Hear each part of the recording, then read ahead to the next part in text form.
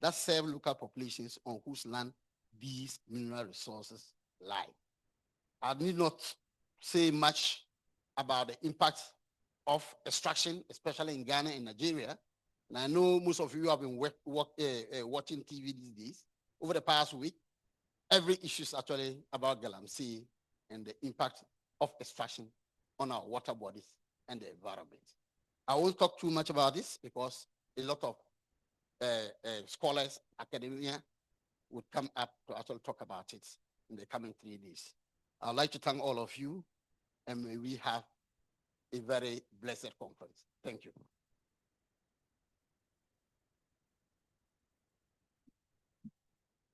Said, when we call for the applause, please, it's not just for him, but it's for you as well. Let's give him another round of applause. Mr. Sam Danse is an orator. He's one who can make you buy something that you don't need. I remember I had a friend who on the 18th, from the 18th of every month, you know, if you're a civil servant, you understand what I'm saying. By that time, your salary is gone and you're hoping for, you keep asking, Charlie, it drop. I mean, has the salary been paid by government from 18th? And you say, no. They said, then you lend me some money so that at the end of the month, I'll pay back. I got fed up with him. So anytime he came back, I would say, I also don't have money.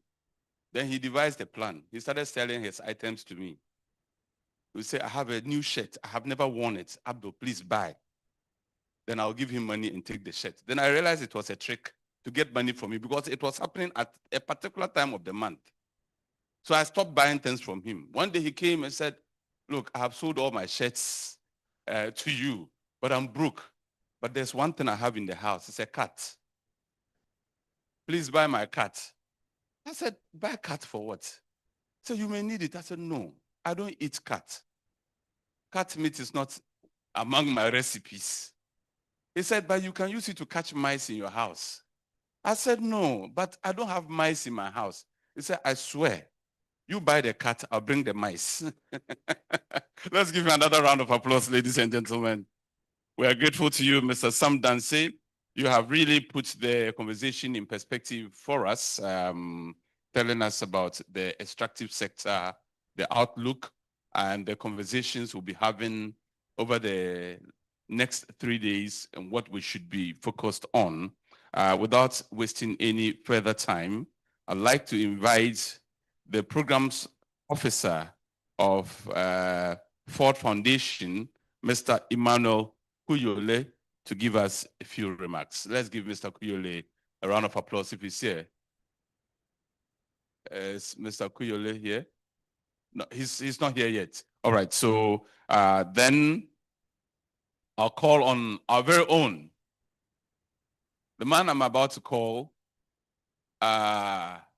was one of the first to lead the Northern Development Authority. And it was under his leadership that a blueprint, a master plan was actually developed for the northern part of this country. I'll invite him to speak to us about the framing of the conference by ideas. Let's welcome Dr. Charles Abugri.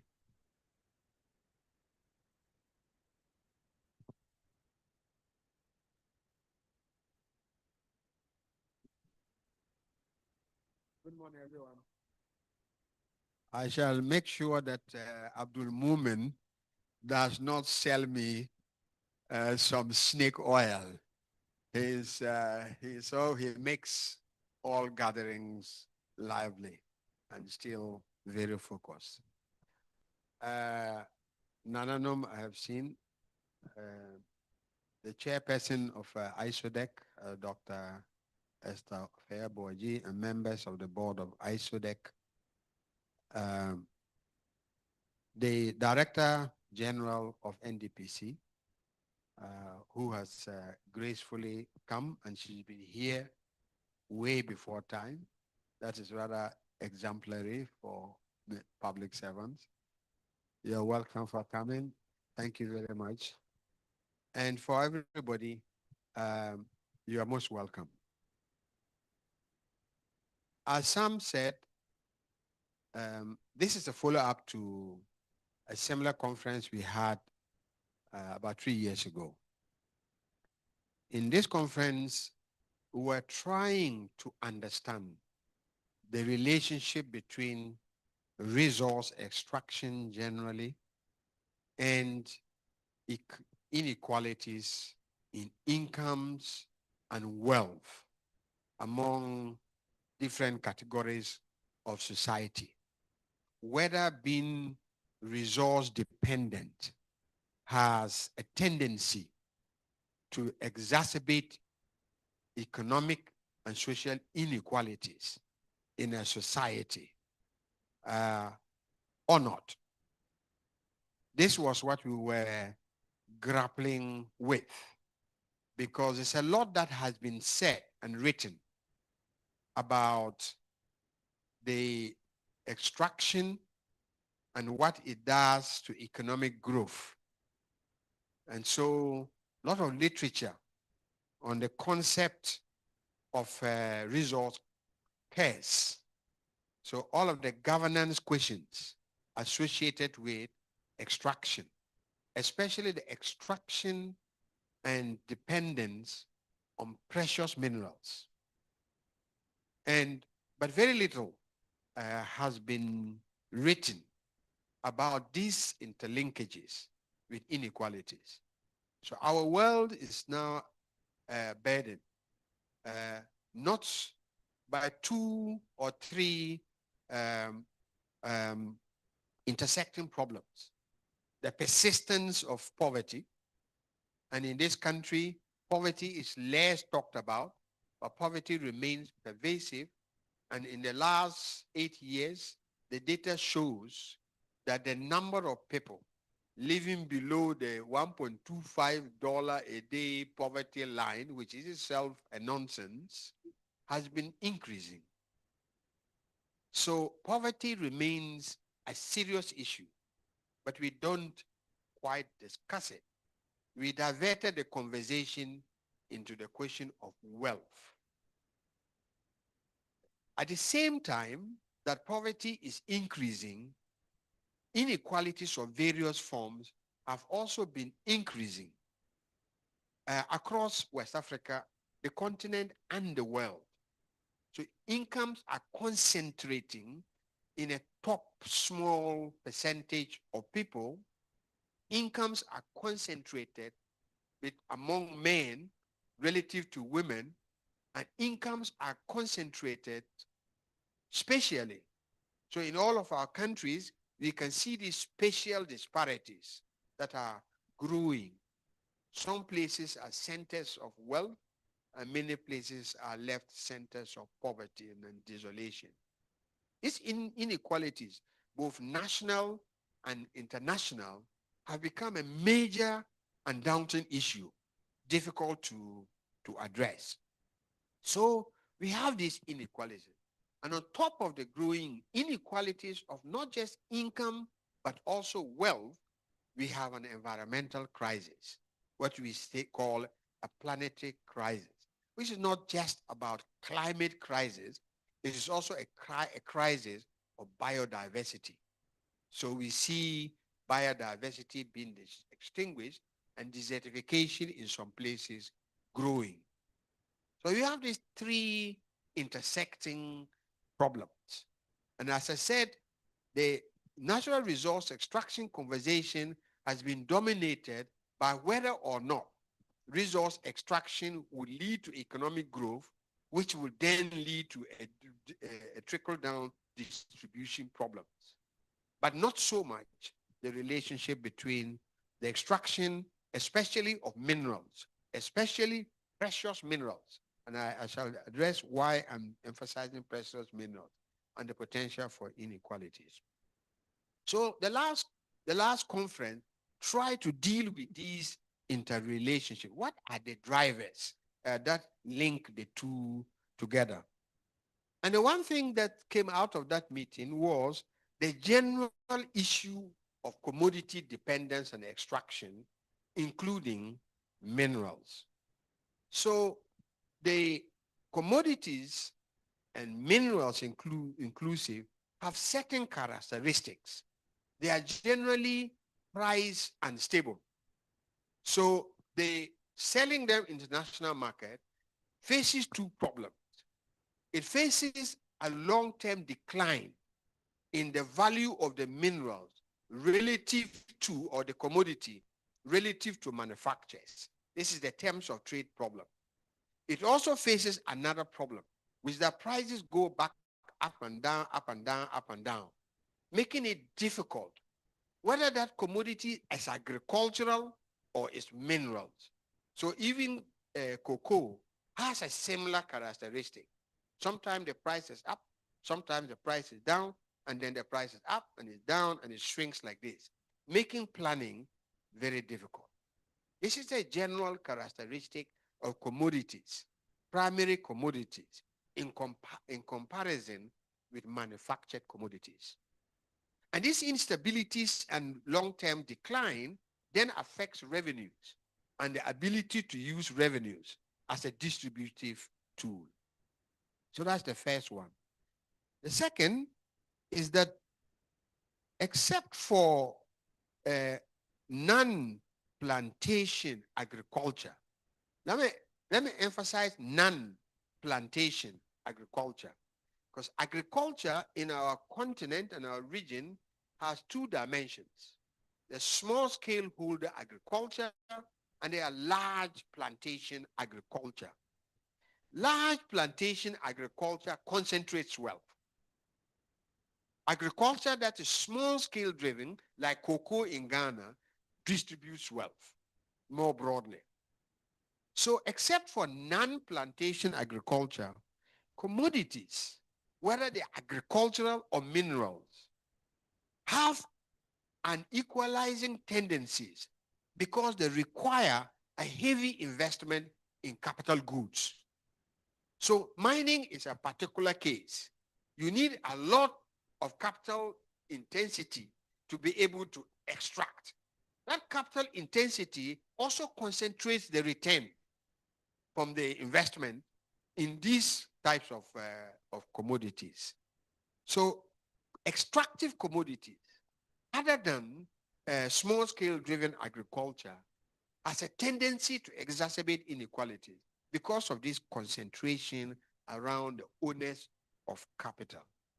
We also observe that revenues can help if the revenues are properly managed and if there's a fairer sharing of that revenue wealth from extraction, especially minerals, to be invested in health, education, and so on.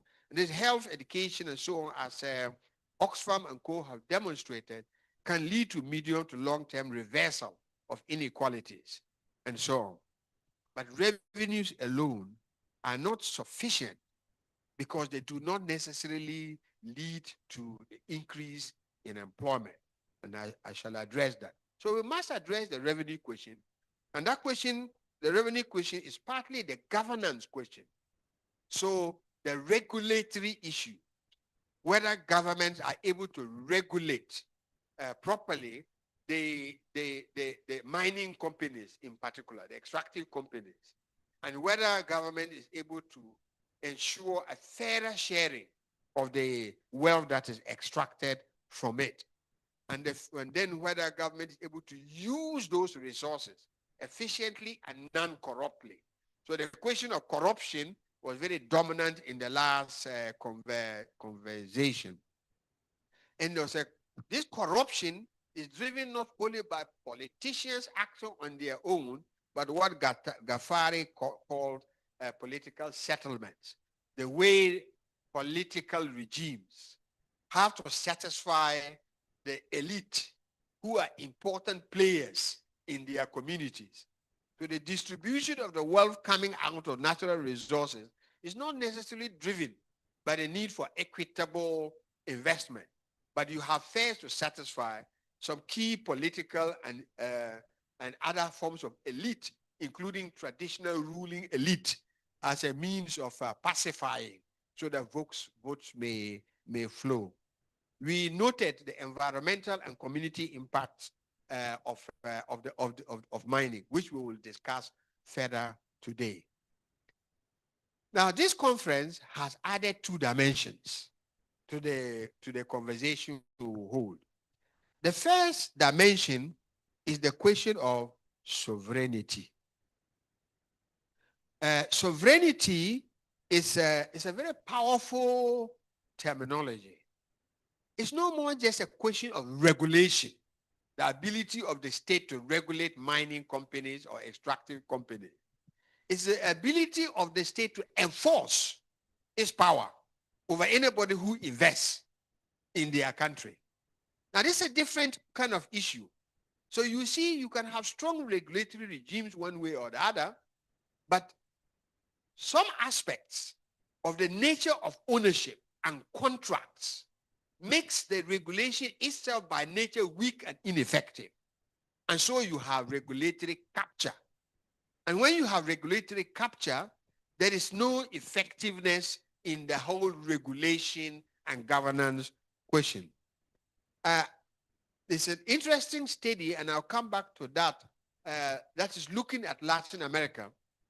Ideas help to finance some of that. It's a book that has been produced in a series of other books that have been produced. There's a question of whether ownership matters, both for the way the revenues are generated, the revenues are distributed, but also the question of technology.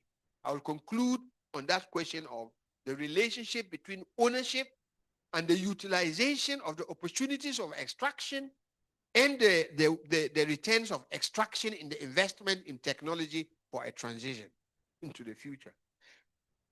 Excuse me, I have a bad chest. So that's the first part.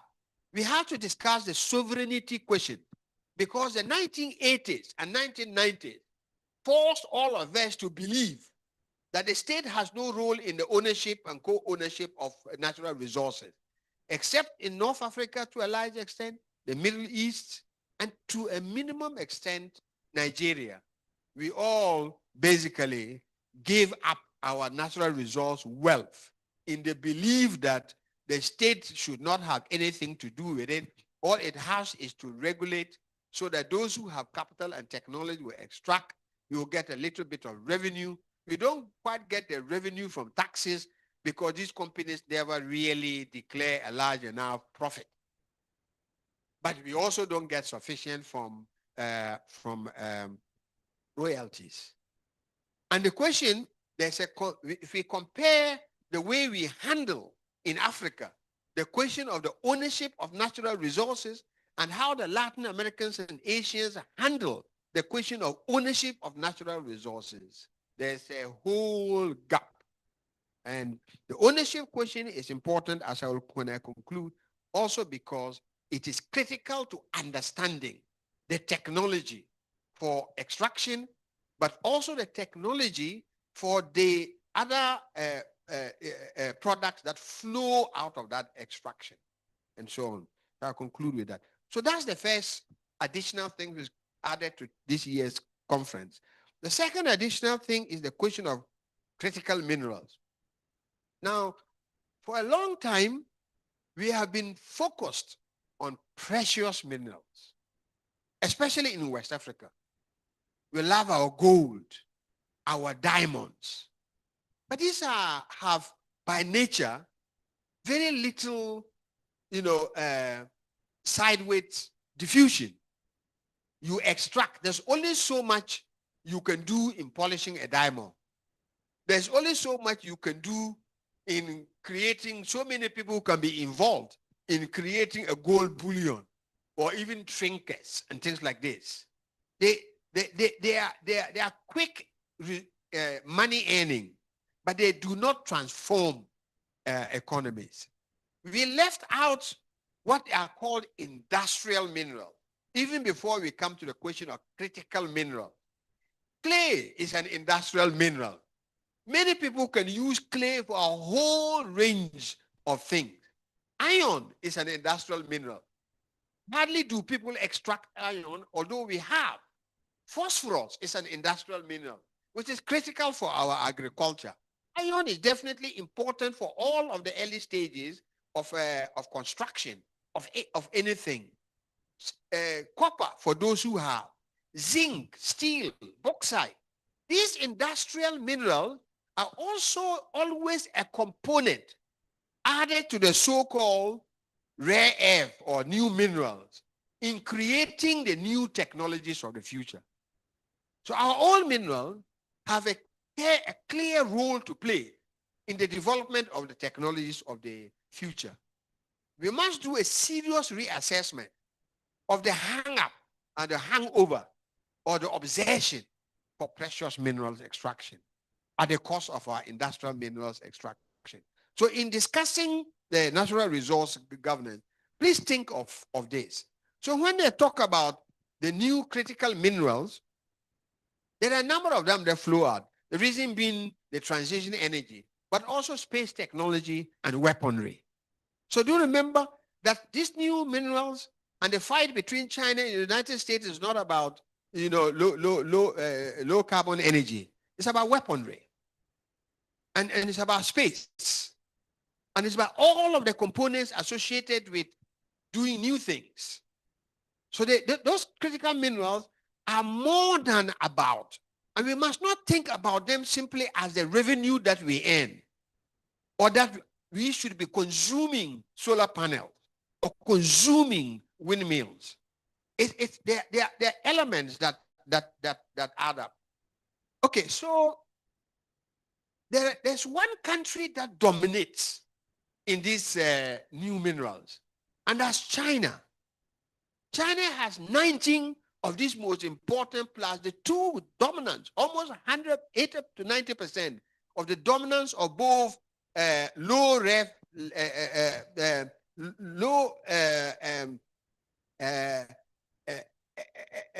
F elements and the high, so the high concentration of these elements and the low ones. They have 19. South Africa is the one with in Africa, the largest number of so-called new minerals. They have 4. That's South Africa. The rest of it, South Africa has iridium. They supply 92% to the European market. They have platinum. They supply 71% of the European market. They have rhodium. They supply 80% to the European market. They have ruthenium. They supply 93% to the European market. Following that is DRC.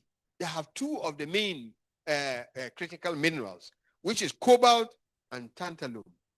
The rest of us have very small deposits. We are talking so much about it, but it's lithium. Lithium is an element that must be combined with so many other elements for it to become useful. But we are not even really seriously major lithium deposits in the market. So we will still be price takers in the same way as we are price takers in agricultural commodities going forward. Partly because we have invested nothing in understanding the basic underlying knowledge necessary to use this for our own consumption.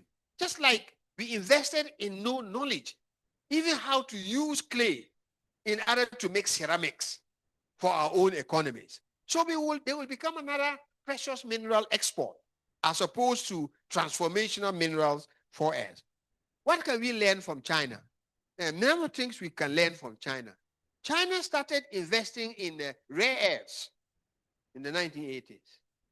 And in trying to identify these rare minerals, including rare earths, they started to map the value chains coming out of it. And what did they do? They started investing in all the products that these minerals can be used for their own domestic production. That's how they have dominated the solar market. That's how they have dominated the rare earths markets for weaponry. That's how China has quickly fast-tracked its weaponry production and their space technology, and now have probably just leaped over the United States. That point here is nothing comes in a short term. You have to invest for the long run. And to invest in the long run means investing in R&D and an understanding of the potentials for the future. Now, this country does not like long-term planning. So Director General too was a commissioner at the NDPC. And when we produced with Nimoy, and when we produced a long-term plan, they were told that long-term planning is a communist action. Only communists plan for the long term. So we must always do short term. Not even the Americans plan for short term. Otherwise, the weapons of the future will never be produced. We must take long-term planning seriously. We must invest in R&D. The point I'm making for this conversation today is that in discussing the critical minerals, let us go beyond consuming the new products produced elsewhere for us. I wish you, all of us, a good conference.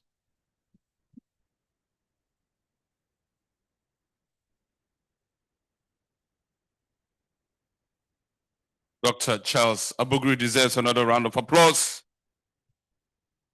Ladies and gentlemen, thank you very much. See, I did indicate before he spoke that he developed a master plan for the Northern Development Authority, and if subsequent leaders had adopted that plan, the controversy surrounding the Northern Development Authority would have not happened at all. Thank you very much, Uncle Charles. During events like this, as MCs, you often receive announcements from various people. One of those announcements that I shudder to make, announcements that have to do with asking people to go and repack their vehicles, because sometimes those messages are not really genuine messages. They could be coming from unscrupulous elements who are at the car park.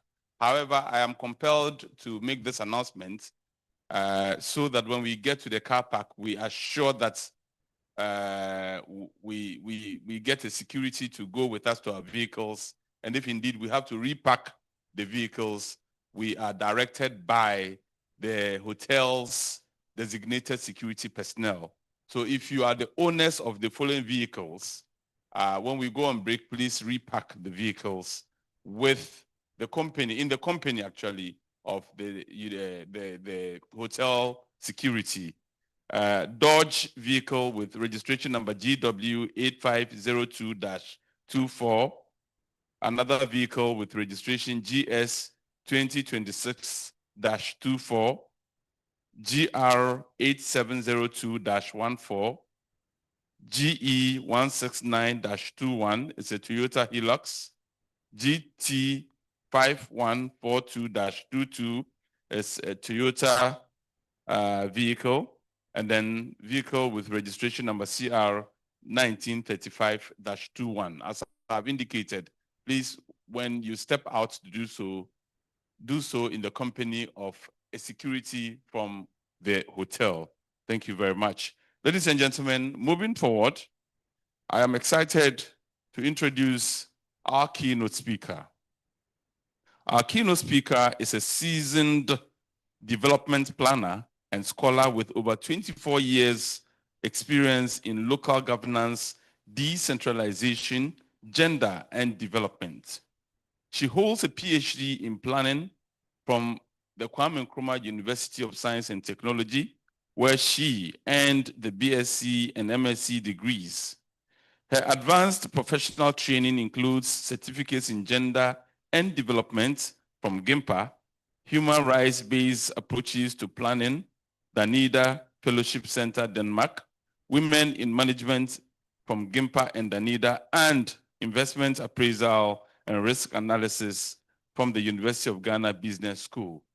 I could go on and on and on and on, but I know that she has intentions of studying at UDS as well. Ladies and gentlemen, with a round of applause, let's welcome our keynote speaker, Dr. Audrey Smock-Amwa, the Director General of the National Development Planning Commission. Thank you very much. UDS has already prepared your admission letter, Doc. Thank you. Thank you. The Board Chair of ISODEC, Dr. Esther Abuaje, in whom I am well pleased. I call her everybody's mom. Leadership of ISODEC, Ford Foundation and Ideas. Nana Kofi Abuna the Fifth, my own Nana. Distinguished guests, particularly those who are joining us from some of the African countries and the rest of the world, esteemed colleagues, policymakers at the national and regional levels, academics and researchers in environmental science, economists and social justice advocates, civil society representatives, community leaders, other grassroots organizations, our cherished development partners, private sector actors, the media, distinguished ladies and gentlemen, good morning. Please, good morning. It is a great honor for me to be here this morning in an occasion as important as this. I would like to begin by first expressing my profound gratitude to the Integrated Social Development Center, ISODEC, International Development Economics Associates, IDS, and the Ford Foundation, as well as all partners for organizing this important conference and for inviting me. I'm truly thankful for the honor of delivering the keynote address at a time when the governance of natural resources has become so crucial. The surging demand for critical minerals and the mounting threat of climate change are shaping not only the future of West Africa, but the destiny of generations yet to come. The need to discuss the topic, equity in extraction, addressing inequalities in natural resource governance, critical minerals, and climate change could not have come at a better time than this. The issues with our natural resources have become so pronounced, and we must all become advocates. Allow me to begin with a story familiar to many Ghanaians and very familiar to me as a person by virtue of where I began my career as a young development planner. And this is the story of the River Pra. This river takes its source from the Kweu Mountains and passes through a number of districts in both Western and Central regions and flows into the Gulf of Guinea. Once a symbol of life and purity, the River Pra was known for its clear waters that nourished farms, supported communities in river fishing, and sustained thousands of livelihoods across Ghana's central and western regions. It was the intake station for Ghana Water Company Limited for the supply of pipe-borne water to Takoradi and its environs. Children played along the banks. Farmers depended on it to irrigate their crops, and entire communities drew their water from it. It was a means of travel and connected several communities in the then Mpoho Wasa East District, now Wasa East District. It was an eco-tourist attraction, especially when paired with the natural rocks in Domama. With its unique rock features, it was indeed very beautiful to behold.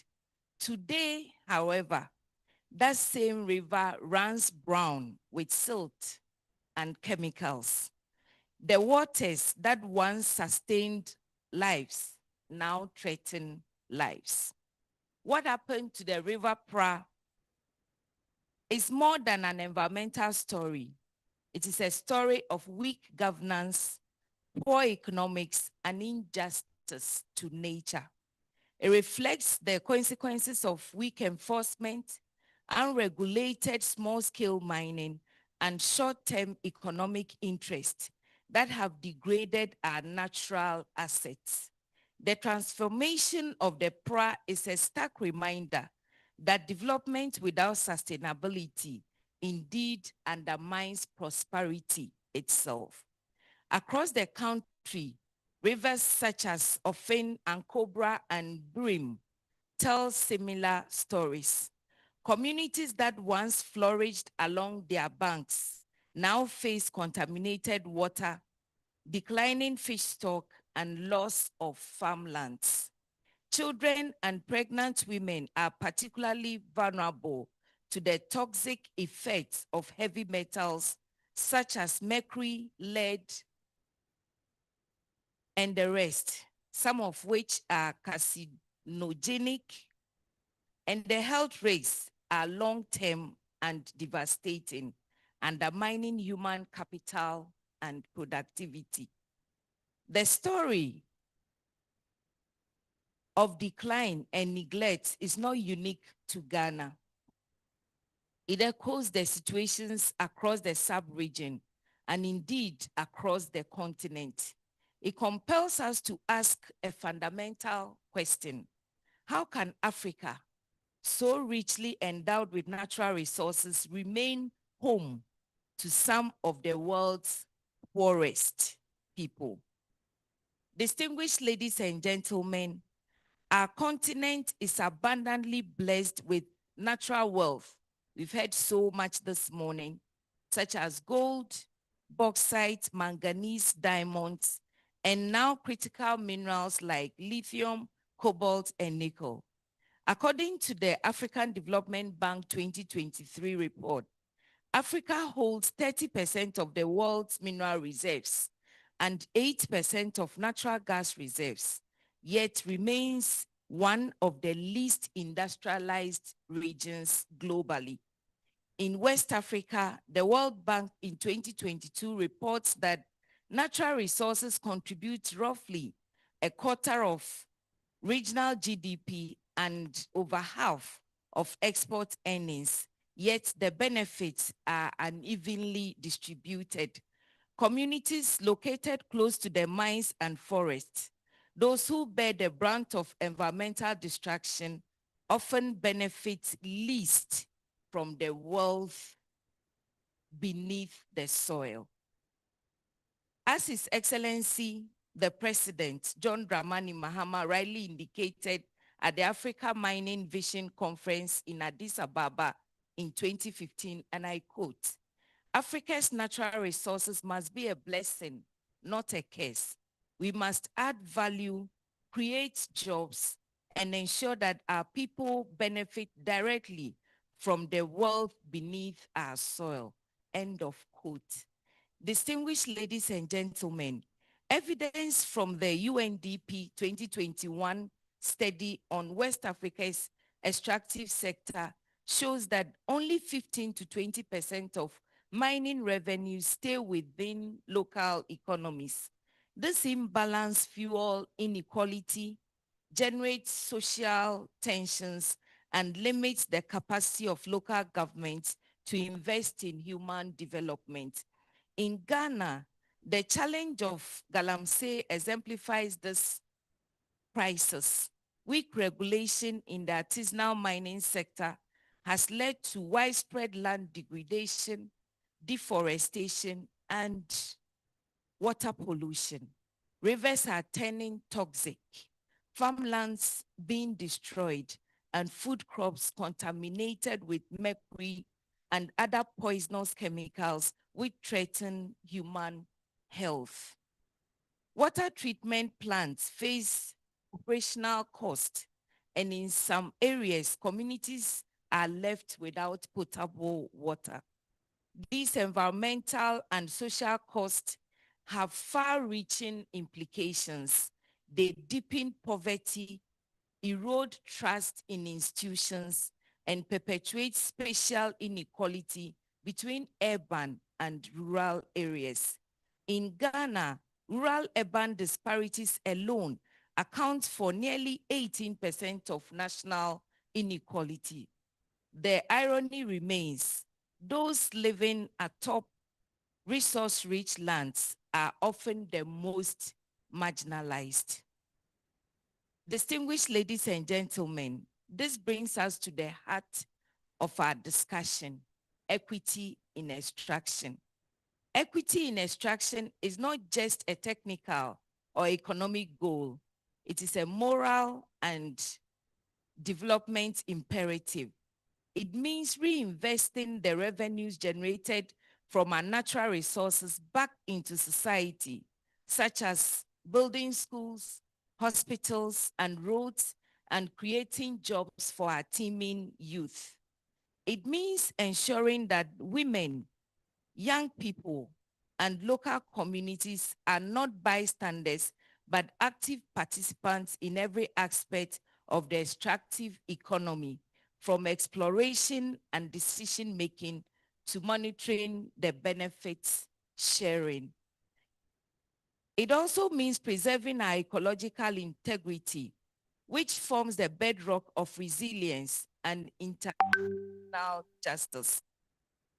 True equity in extraction demands dynamic and transparent institutions, strong legal frameworks, and accountability at all levels of governance.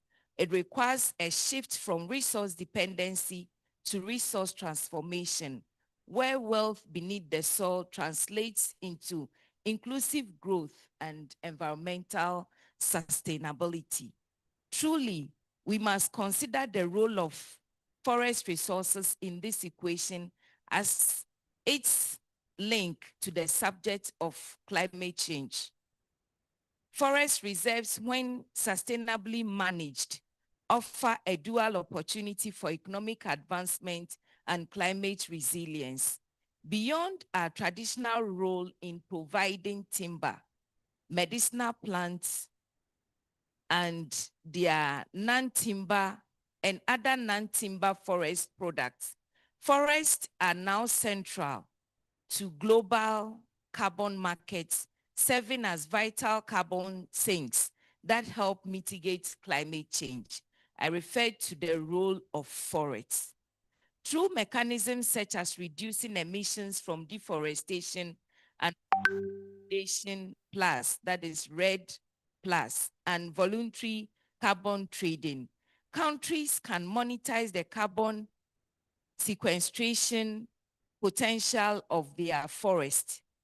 This creates new revenue streams that complement conventional resource extraction while incentivizing conservation and sustainable land use practices. However, for these benefits to be truly transformative, it is essential that local communities, particularly those living in and around forest areas, are recognized as key stakeholders. Revenue generated from carbon credits must be transparently managed and equitably shared, ensuring that communities receive tangible benefits such as improved infrastructure, livelihood support, education, and health services. Empowering communities through benefit sharing not only strengthens social inclusion and environmental stewardship, but also reinforces the legitimacy and sustainability of forest-based carbon initiatives. Ghana's approach must therefore prioritize participatory governance, clear benefit sharing frameworks, and capacity building at the local levels to ensure that forest wealth translates into lasting development gains. This conference, therefore, offers a timely platform to reflect on how we can achieve a fair balance between economic ambition, environmental stewardship, and social justice. Over the next 3 days, let us explore the political and economic structures that shape natural resource governance in our sub-region, how trade agreements, investment regimes, and fiscal policies determine benefits and who bears the cost of extraction. We must also ask difficult but necessary questions. Why does resource abundance so often coexist with poverty? How can Africa's critical minerals power the global green transition without deepening local inequalities? And finally, what does a truly just transition look like for Africa? Distinguished ladies and gentlemen, as the world shifts towards clean energy, demand for critical minerals such as lithium, cobalt, and manganese is projected to surge dramatically. The World Bank 2020 estimates that the production of minerals like graphite, lithium, and cobalt could increase by almost 500% by 2050 to meet global demand for clean energy technologies. This presents immense economic opportunity for Africa. Our region holds some of the world's largest reserves of these minerals, positioning us to play a central role in the global green transition. However, if managed poorly, this new green boom could replicate old patterns of exploitation, where Africa exports raw materials and imports finished products, while the profits and jobs are created elsewhere but Africa. Our advantage must therefore lie not only in extraction, but also in value addition, technology transfer, and innovation. We must develop local content policies that strengthen domestic industries, enhance technical capacity, and build regional value chains that retain wealth within the continent. As the African Union's Agenda 2063 reminds us, the Africa we want is one that harnesses its natural resources for the benefit of its people. Distinguished ladies and gentlemen, climate change compounds these vulnerabilities. Although Africa contributes less than 4% of global greenhouse emissions, it faces some of the world's most severe impacts, such as droughts, floods, rising temperatures, and coastal erosion. In Ghana, recurring floods and shoreline retreat threaten livelihoods, displace communities, and increase public expenditure on disaster management. The degradation of forests and rivers due to mining intensifies these climate impacts, further weakening the resilience of rural communities. The generation that destroys the environment is not the generation that pays the price. We owe it to our children and future generations to act responsibly today to pursue climate-smart mining, promote nature-positive growth, and ensure that our resource governance frameworks integrate environmental justice at their core. At both national and regional levels, we must translate vision into action. The National Development Planning Commission is committed to achieving these outcomes. The medium-term National Development Policy Framework that is going to work from 2026 to 2029, on which institutions have prepared their plans with the theme Resetting Ghana Agenda, Creating Jobs, Ensuring Accountability, and Promoting Shared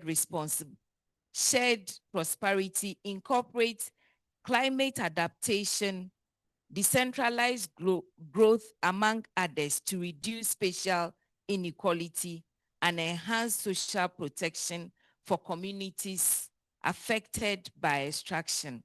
This reflects the government's priority to ensure that mineral wealth translates into broad-based and inclusive development. At the regional level, we in West Africa must develop frameworks that support fair contracts and accountable governance.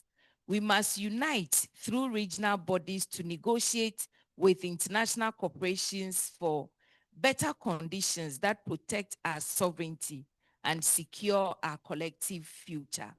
Moreover, decentralization and community participation must be strengthened. Although extraction occurs within local territories, decisions on contracts, revenues, and environmental management are often overly centralized. Empowering local governments and traditional authorities to monitor and manage natural resources enhances transparency, accountability, and trust. In conclusion, I would want to indicate that this conference goes beyond a forum for reflection. It is a call to action. Let me emphasize that you are here because you have an interest and you were carefully selected to be part of the solutions to all the problems we have enumerated. You hold a part of the solutions. While here and in this program, let us engage in deep analysis, constructive dialogue, and collective problem solving on political economy, climate justice, subnational governance, gender, and livelihoods, among others.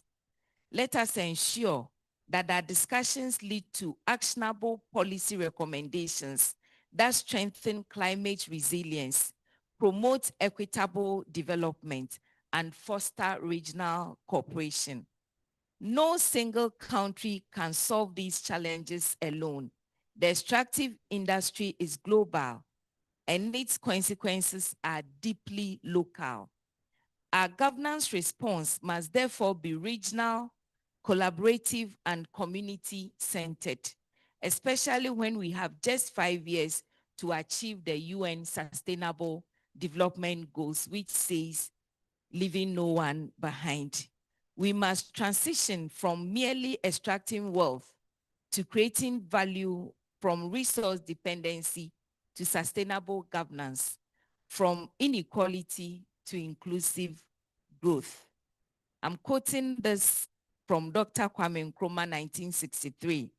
He once said, "We shall measure our success not by the number of minerals we export, but by the prosperity of the African people." Let this vision guide our actions towards an Africa where natural resources become the foundation of equity, resilience, and shared prosperity. Let me take this opportunity to thank our development partners who have always been our support. We cherish you. And I want to thank all of you for your attention. God bless us all.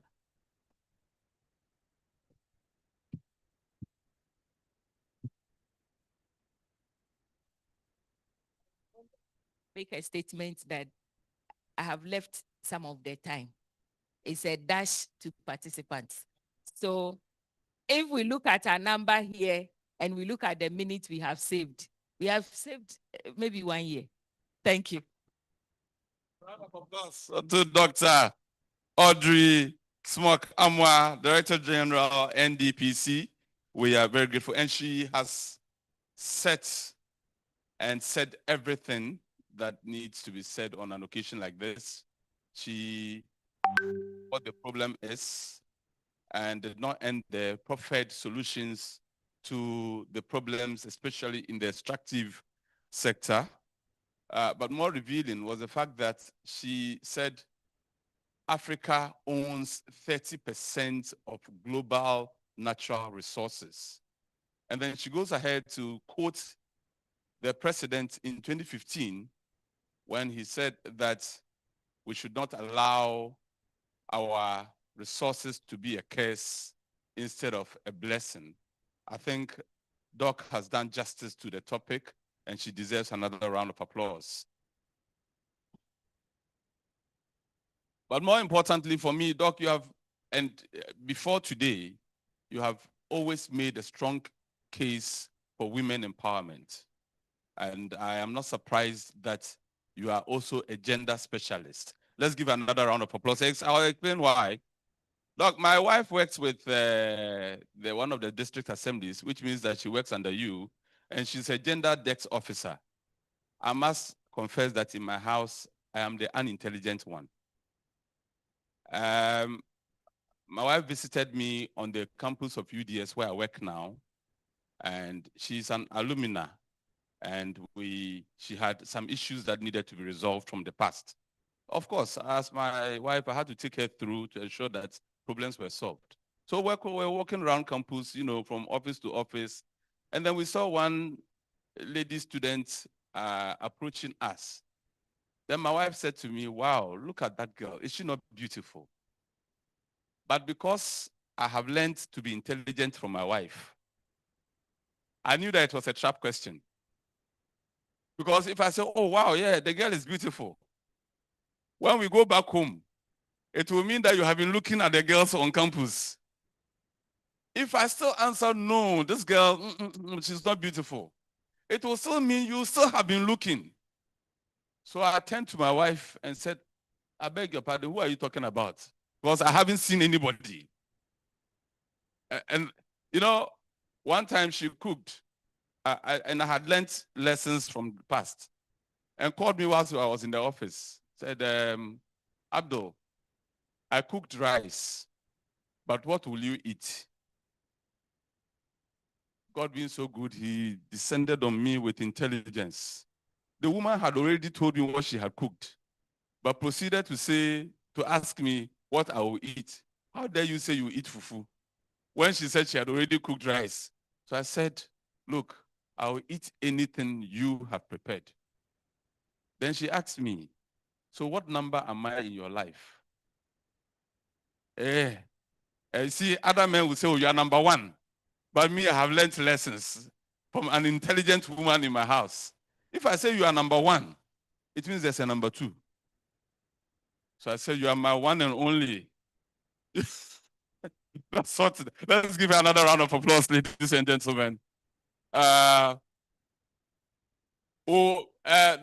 has given us enough time, so it means that we'll go for an early coffee break so that it will allow us more time for the panelists to have time to delve into the serious issues concerning the extractive sector. Snacks have been served just outside of the foyer. Please, within 15 minutes, let's all come back to our seats so we can start the next session. Thank you very much. See you in 15 minutes.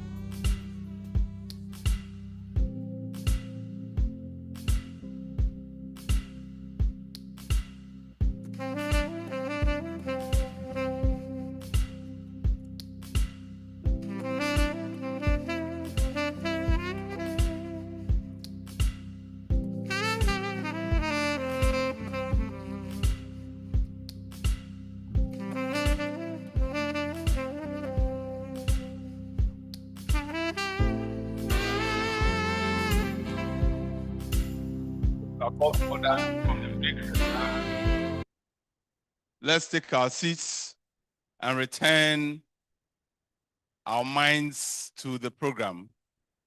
Please, in 30 seconds, we expect everyone to be reseated so we can turn our attention towards the event for which we are all gathered here this morning. This is the. Thank you very much. As the moderator, I think the organizers deserve another round of applause for giving us a very good snack break. I'll explain to you why. I was hosting a program similar to this one, and the organizers came and whispered in my ear that, look, announce for a snack break, but tell the people that we have 2 types of snack, and we can't afford to give anybody more than one. So we are serving meat pie and egg roll. If you want meat pie, you queue to my left. If you want egg roll, you queue to my right. But as the moderator, I wanted to benefit from meat pie and egg roll. So I was strategic. I wanted to join both queues at the same time.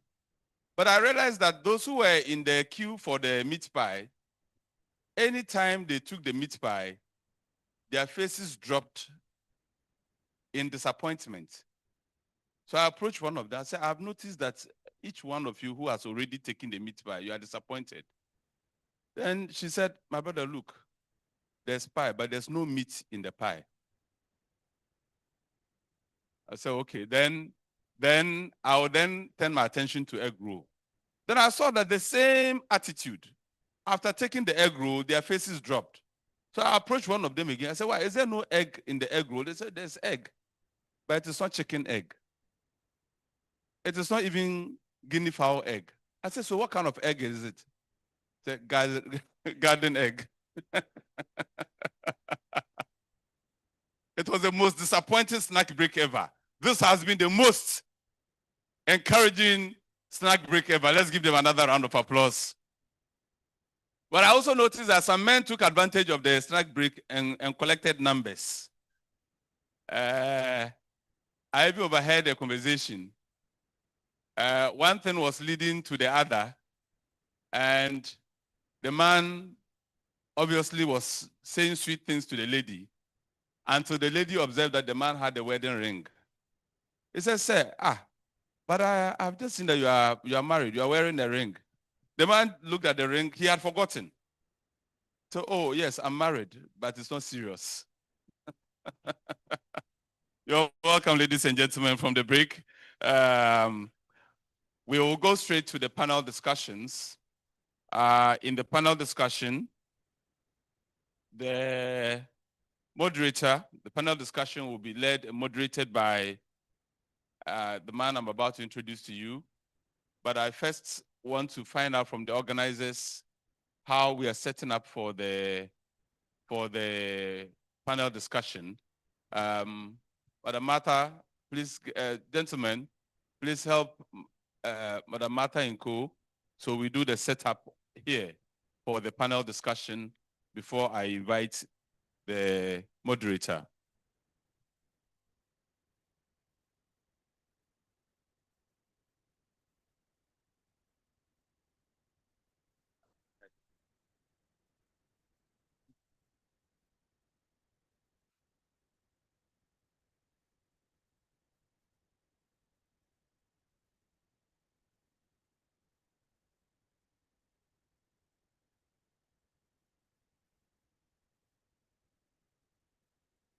Oh, their presentation, but I'm not. Okay. Okay. Okay. So, but now.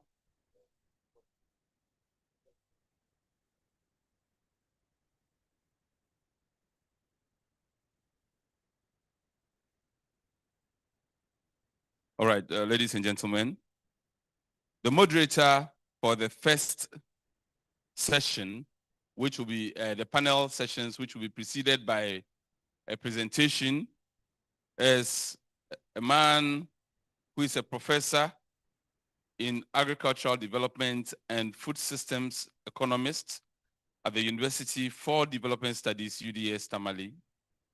He has over 40 years of experience in teaching, research, and consultancy across Africa, and his work focuses on smallholder agriculture, food and nutrition security, sustainable natural resource management, and rural women's empowerment.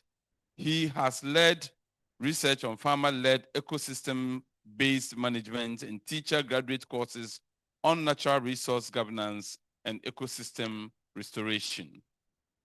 Our moderator, who I'll be naming shortly, has worked with institutions such as the World Bank, Africa Development Bank, EU, FAO, and IFAD, and the governments of Ghana and Nigeria.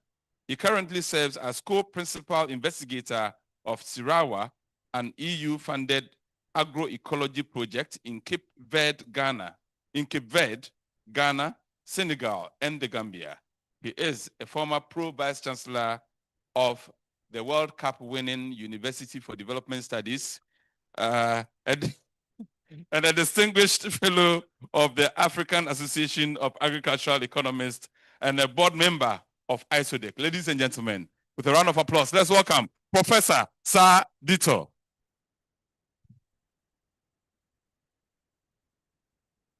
Prof, UDS is proud of you.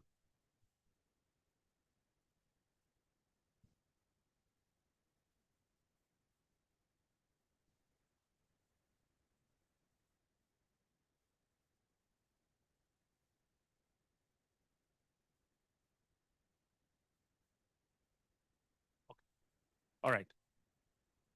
Well, welcome back from the snack break. I'll start from Nana. Thank you very much for being part of us. And I'll say all protocol observed so that we go ahead and straight to what we want to do. Well, in this session, two distinguished persons are going to give us very important, I would say, papers, discussions. The most important thing is that when they present, we are going to have time to discuss, unlike the keynote addresses where we didn't really have much time to talk about or to discuss them. And I believe that even when we start discussing those ones, other things we heard earlier, we can still bring them up. Because as the keynote, Madam said, the most important thing about this conference is to come up with things that we all believe can move us forward. So let's try hard to discuss everything as dispassionately as possible so that we come up with something that is more practical that we can go ahead and do. So basically, let's concentrate, let's see exactly what they are saying, and let's agree or disagree with whatever they think so that we come up with things that can help us. This session is the political economy of resource governance. I've always said that virtually everything has to do with political economy. And it is so important because that's what drives everything. Whether it is extraction, what we are talking about, or agriculture, or virtually anything, there's so much political economy in it. And I'm really happy that we are starting with that. We all know that resources are supposed to be used to sustainably develop our nations and our people. But as we've already heard, most of the resources are doing virtually the opposite. They are causing destruction. They are causing inequalities, as we've heard, causing poverty. The things that are supposed to give us wealth is giving us poverty. And it is really a big problem. They've also heard how it is destroying the environment, leading to problems with agriculture. That is our food, leading to our health problems. So sometimes we ask ourselves, maybe God shouldn't have given us anything. Because if God gives us these things and they are leading to our destruction, rather than helping us to make progress or develop, then there must be a serious problem. But definitely the problem is not God, the problem is us. We human beings are the things that are not using what we have been given and not using it well. And it is really a problem. We all agree that even the wars all over the world are because of these problems with our resource use, our resource extraction. Virtually every war that you can think of has something to do with the way we extract and misuse our resources, leading to so much inequality, leading to so much poverty of the majority of the people, and what we normally say, the primitive accumulation of the few. And it is just making human beings look like they don't even think. So without taking much time, I would call these distinguished people to come over here. I believe you have PowerPoint presentations. So maybe they'll come at one at a time rather than everybody sitting, both of them sitting here, so that we can all partake in it. So the first speaker is somebody many of you, I believe, know very well. But definitely not everybody is from Ghana here. So I just want to introduce Bishop to all of us the way it's given here. Dr. Bishop Akologo is the first speaker. He's an economist and a governance expert with advanced degrees in economics, finance, and international development. He's a former executive director of ISODEC. Actually, he had been in ISODEC for very long.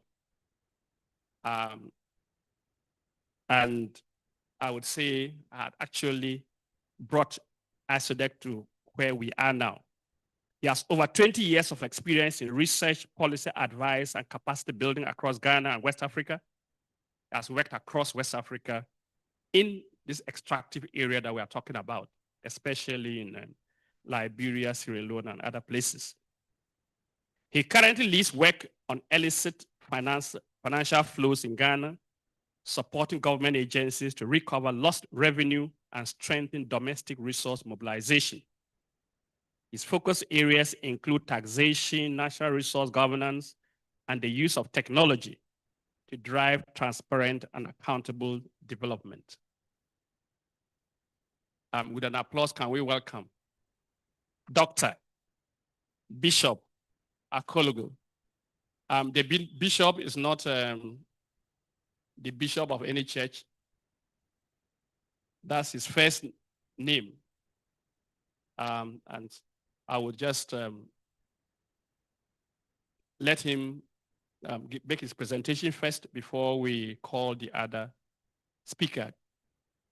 Partly because the other speaker should be able to also see what he's presenting. So that instead of sitting up here, we'll just finish the presentation. I'll come and introduce the other speaker. And when it comes to, I think both of them will present, then we will discuss, and that's when they will come up here and we would give our own interventions and questions. So without spending any more time, can I call on Dr. Akologo to come and make his presentation?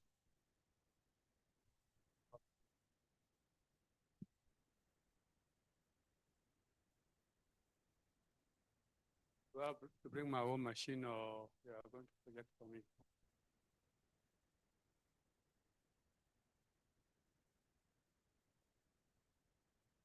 Organize this. Okay, good.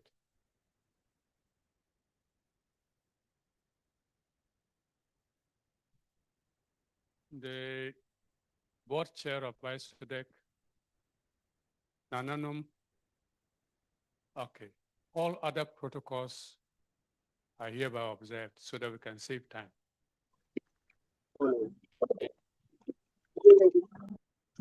The moderator said, this is about the political economy of natural resource extraction. It has to do with who benefits, who suffers, how is the burden and the benefits, how are they distributed in society? And there's one hard assumption that is normally made in natural resource extraction, and that is that you are using natural resources as a catalyst for transforming the rest of the economy. So that's why it is a tax-based natural resource agreement.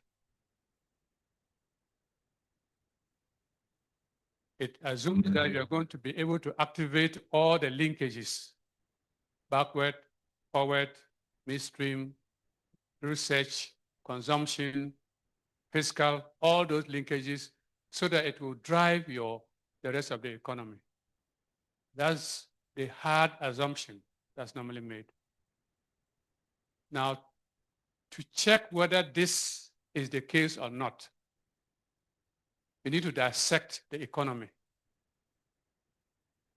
So what we did was that we took the social accounting matrix that records how your economy is structured into the various sectors: industry, agri, services,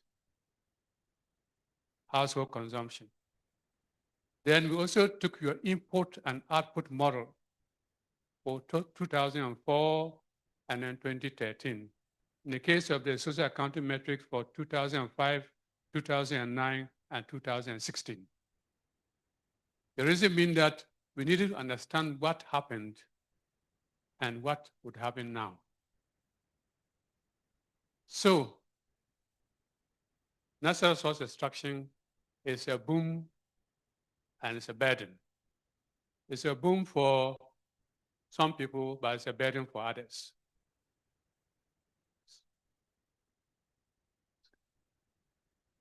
We all know that Ghana is the largest gold producer.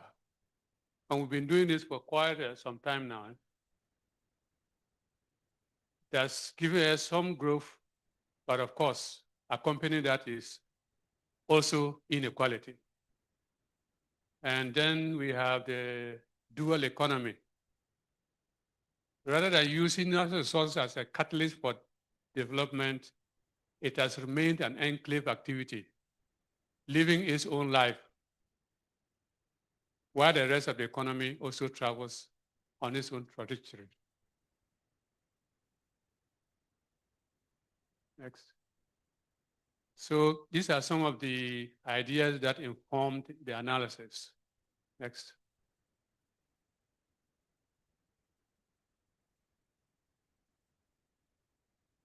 We use the political economy lenses plus a quantitative analysis of the economy. As I mentioned, we use the social accounting metrics and the input-output model to dissect the economy and take a snapshot at certain times: 2004, 2009, 2013, 2016. And then we use also the Afrobarometer survey to include some perceptions of the sector from a cross-section of citizens. And then we took these cases of Wasi, Takwa, Ahafo, Jubilee Oil as case studies to inform the analysis. Next. So we built a model, a macroeconomic model, to simulate and to see from the baseline 2004 to 2016, what has happened? If you take snapshots. 2004, we had only mining, forestry, marine. We didn't have oil. 2010 onwards, we had oil. So 2010, 2013, 14, 15, 16, at least, we were doing oil for 5, 6 years. So that should also begin to translate into something.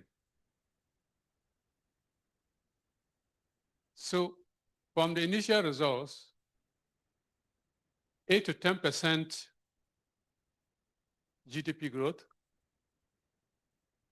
constituting about 40% of exports, but giving us less than 2% of employment. Very weak backward linkages. If you throw in one city into the Ghanaian economy, only 0.3, 0.28 to 0.32 will result as a result of extractive activities. So there is almost absent forward linkages, meaning that our mining and the petroleum do not supply any inputs to the rest of the economy. The backward means that it is buying from the rest of the economy. So there are some purchases, like they're buying some diesel, they're buying some food from the rest of the economy. But when it comes to supplying their output, so usually all oil is not ending up in tow, for example. Your minerals are not ending up in the jewelry shops, manufacturers, so they can make beautiful things for the rest of us. They end up somewhere else. And these are some of the problems that are facing the economy apart from the extractive activities. So it's leading to a lot of regional disparities. Poverty is endemic, more endemic in mining areas and the north. And the mining areas are receiving less than or equal to 6% of government expenditure. So they are getting less. So we are saying that extractive growth is employment poor and urban biased. We're not getting enough employment. And we are spending most of the money in Accra, Kumasi, Takoradi. So the triangle, 3 by 3. Ghana is a 3 by 3 country. Next. And if you look at the trade structure, our exports are dominated by raw gold, raw oil, raw cocoa, 80%. And now imports, we export the raw oil and we import refined petroleum. Then we have machinery about 25%. And if you take we call them the seven evils. I don't want to make, they are not sisters or brothers, 7 evils. Rice, sugar, cooking oil, tomato paste, matches, petroleum. There are about 7 of them. They drain most of the resources. And these are largely things that we can substitute for. We can produce them here. In fact, we were producing them some years ago, but somewhere along the line, we stopped producing them. Partly as a result of structural adjustment and the removal of government support for their production.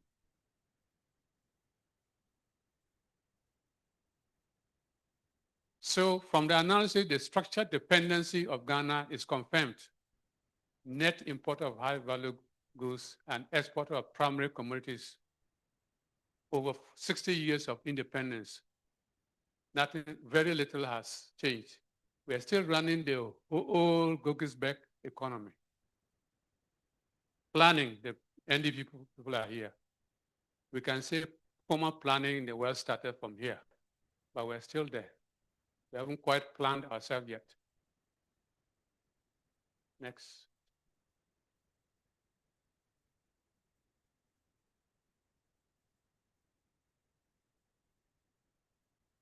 When it comes to inequality, mining districts receive less than 6% of national social spending, and poverty is concentrated in the mining zones and the north.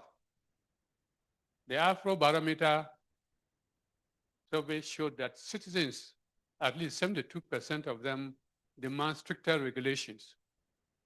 21% feel that they can do something about it, but the majority feel that they are powerless. Those who are engaged in this have a lot of power and influence. See, and the other aspect that is not written here is, if you take petroleum mining, we used to award local contracts to the tune of about at least 4 billion a year. In petroleum, it could go up to 6 billion a year. So between mining and petroleum, about $10 billion that we give out in the form of local contracts. But you and I sit here, I don't see any of you here who has participated in this wealth generation. So a few people have cornered all these resources. And so it's worsening the inequality.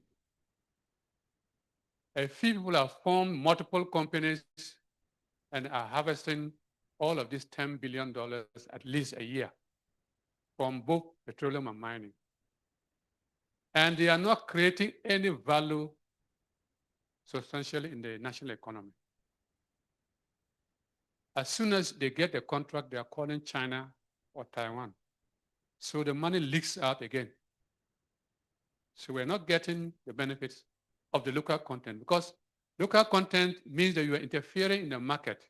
Our businesses are not able to compete. So we're trying to give them a head start by instituting local content so that they can acquire management skills, acquire credit to be able to participate and eventually compete fairly. But here's the case, all the money is leaking out. Next. So we need to go back to this whole business of the dependency trap. Exports enclave with weak linkages, at least capture the 10 billion I'm talking about. It's just a small click that has captured all that resource. And policy is not doing enough. There's lack of proper development political settlement. The arrangement of the forces, economic and political forces in the country, does not favor pro-development. Otherwise, we won't allow just a few people to benefit from this enclave economy to the detriment of the rest of us. Meanwhile, all of us are bearing the burden of environmental degradation. Now, if you look at diamonds in Botswana, copper in Chile, they did a better job at distributing the burdens and the benefits than we are currently doing.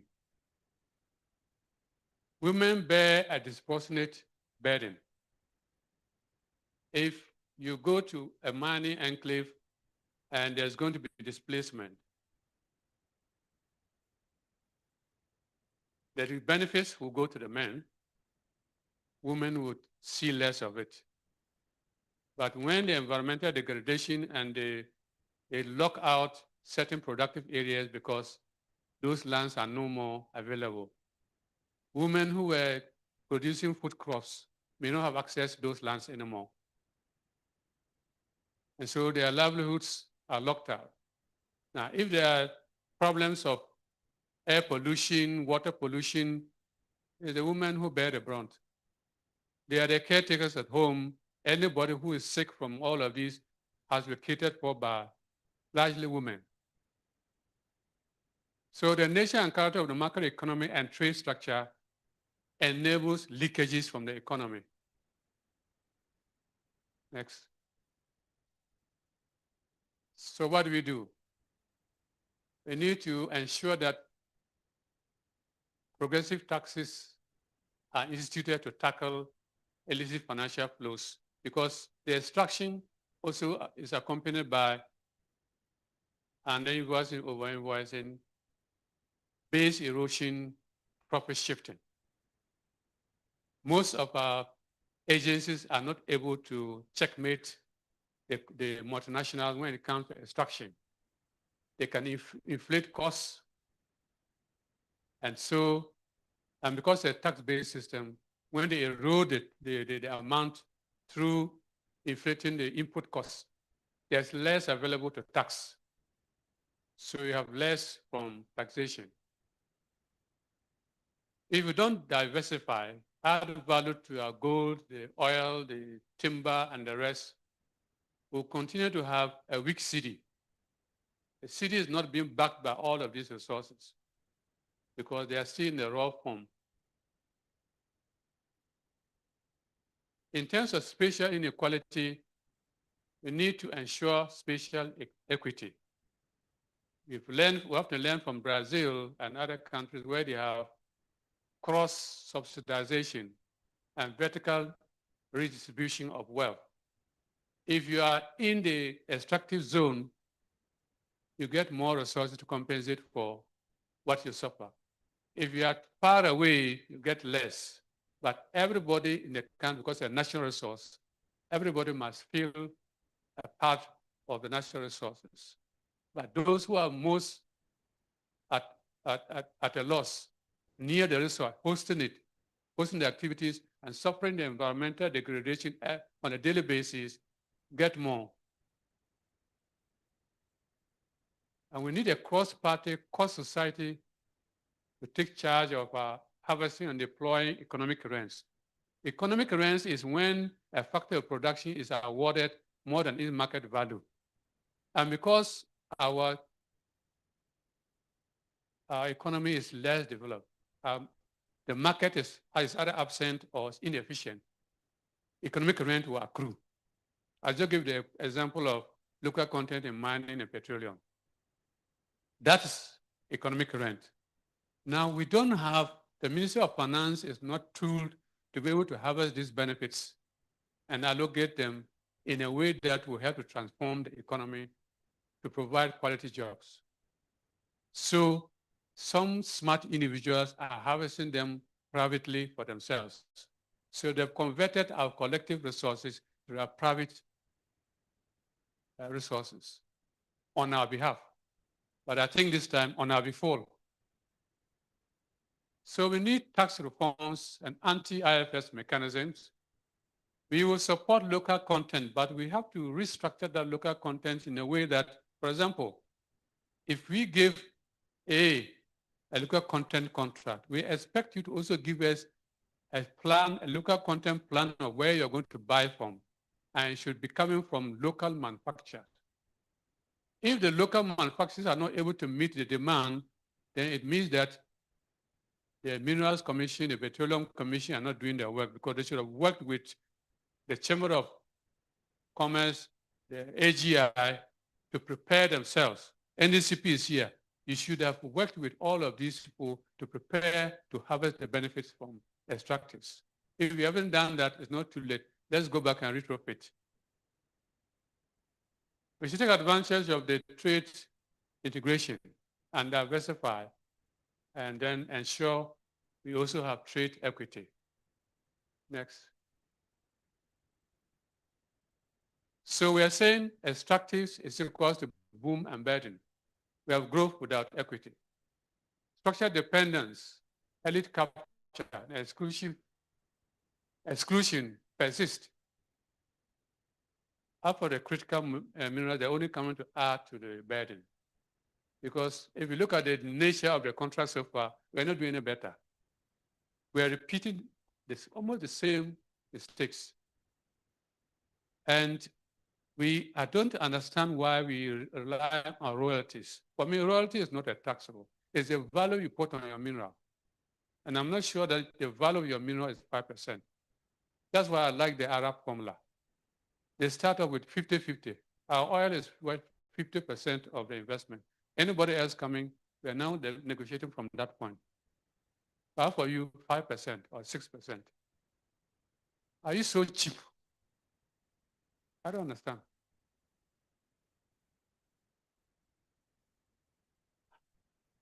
So in the reform agenda, we have to link natural resources to industrial policy, to competition policy, so that we can harvest most of the benefits for Ghana. In the absence of this, I won't be surprised if one of these days the youth decide that we have destroyed enough and get rid of us so they can clean the place and start afresh. So Ghana's extraction model must shift from elite-driven to being equitable, and we must tackle the extraction, trade, fiscal, and governance architecture in such a way that we can make them pro-poor, pro-development, pro-equity. Professor Moderator, thank you very much.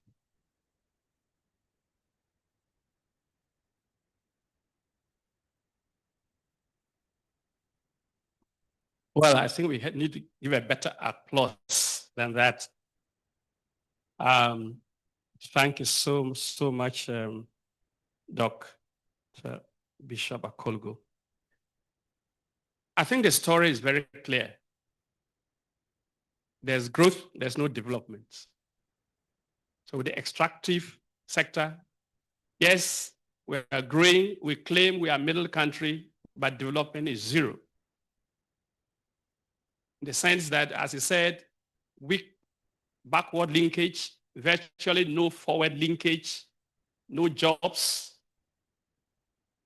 Meanwhile, we claim we are growing. Elite capture.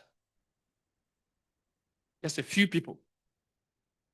And what they do with the money, nobody knows because they don't invest in the economy. And that's the biggest problem we have in Africa, or especially in Ghana, in West Africa. Other places may be a bit better. But those who take the money don't invest in the economy. So still no jobs. Even when they take it legally, even when they are able to get the money legally in quotes, they still don't invest in the economy. They put it somewhere else. So we really have a big problem with everything that's happening. I was very happy that you mentioned Botswana. Botswana is a landlocked country, but it's probably the best, that's the best economy in every sense in Africa. Why? Because they have decided that their diamond must benefit at least the majority of the people. So it's a very stable economy for a very long time. So we have examples, and yet we don't seem to think that those things are important. He mentioned we are moving towards the Gen Z problem. We'll have it. Just right now, we are talking about Madagascar is in trouble because the youth, they are driving their man away. The president has run away. That means that, other countries can do same if we don't change things. And we are happy that at least even across the border, we may not like what is happening in Burkina or in Niger or in Mali, but at least we are seeing something happening. So these are things that we should be able, and it's unfortunate the politicians are not here to hear some of these things, but we shouldn't be sitting down and thinking that things will continue the way they are continuing. They won't. Therefore, these things are things that we should discuss and discuss very well so that we will drive our country situations that are happening. That's as good as we should be. So thank you so much.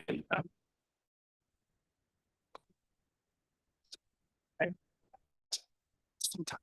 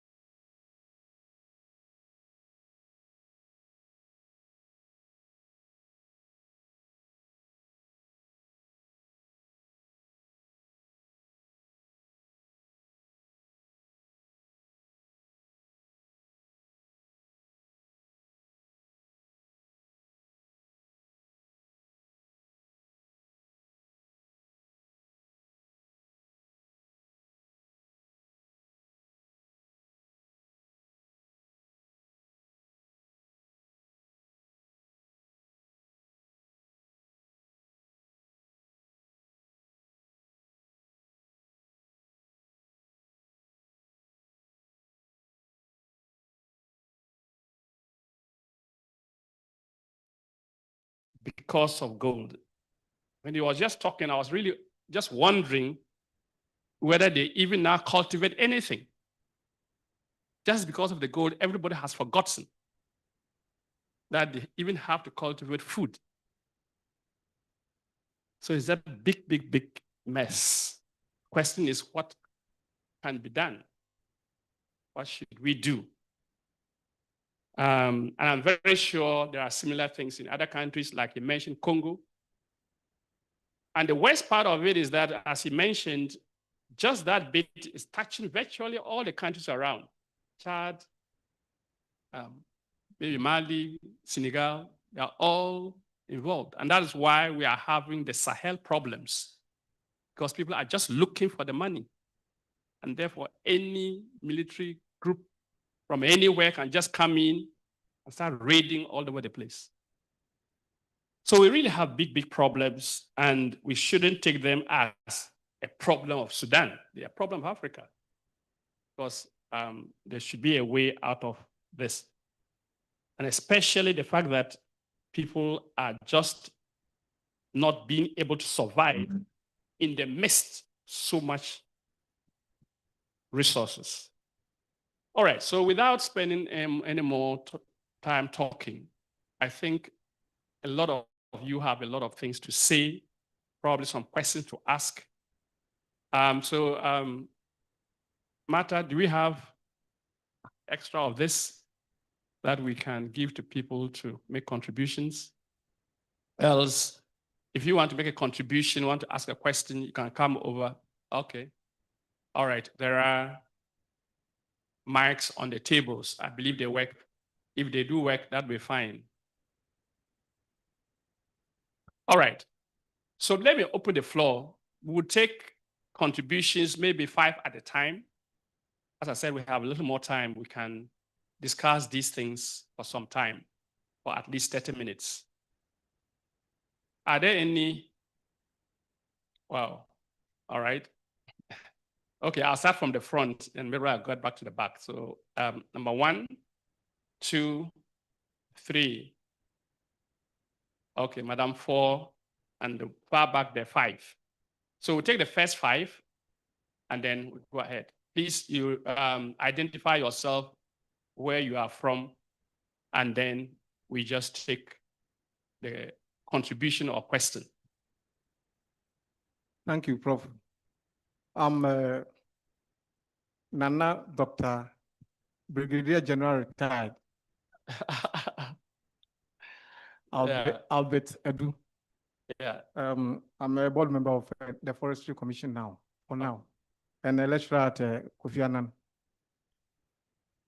I have one question each for the first presenter and another one to my colleague from Sudan. On the policy pathways. Policy pathways, yes. Yeah.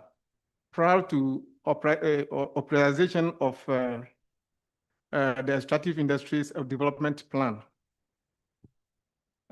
we as policy makers or consultants, I know most of us end up either consulting for the ministries and all those, the government ministries. From here, we've seen a lot of we the academicians consulting for the, and we talk so much from here, but when you get to the ministry, the idea changes.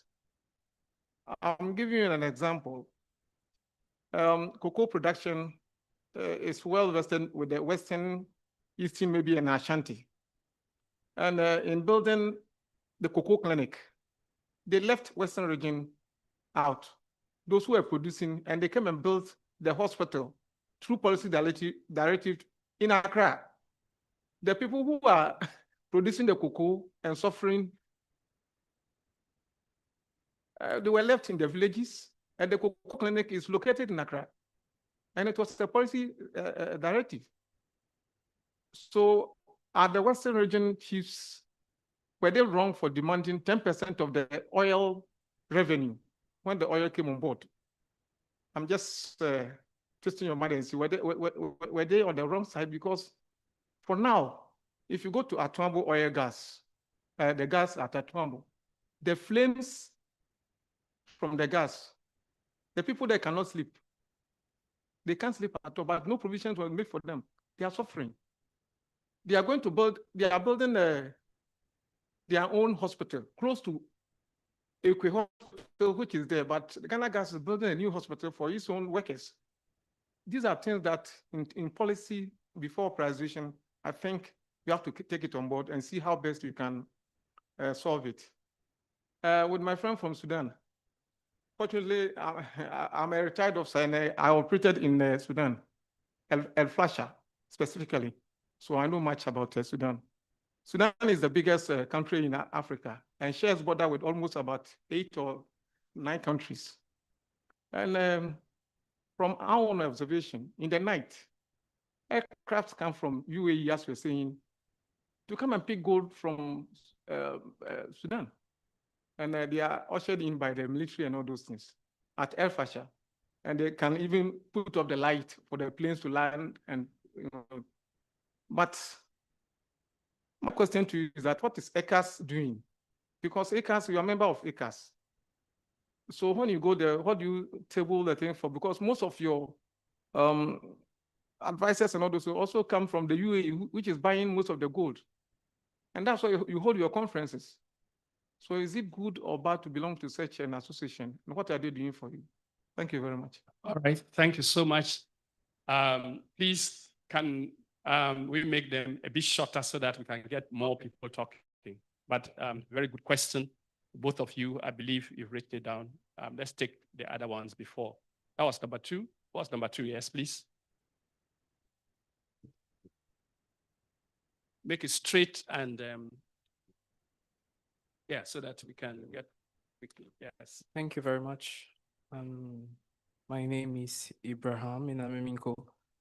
I'm from Cameroon. I'm a lecturer and senior researcher in policy analyst affiliated at Istanbul University in Turkey.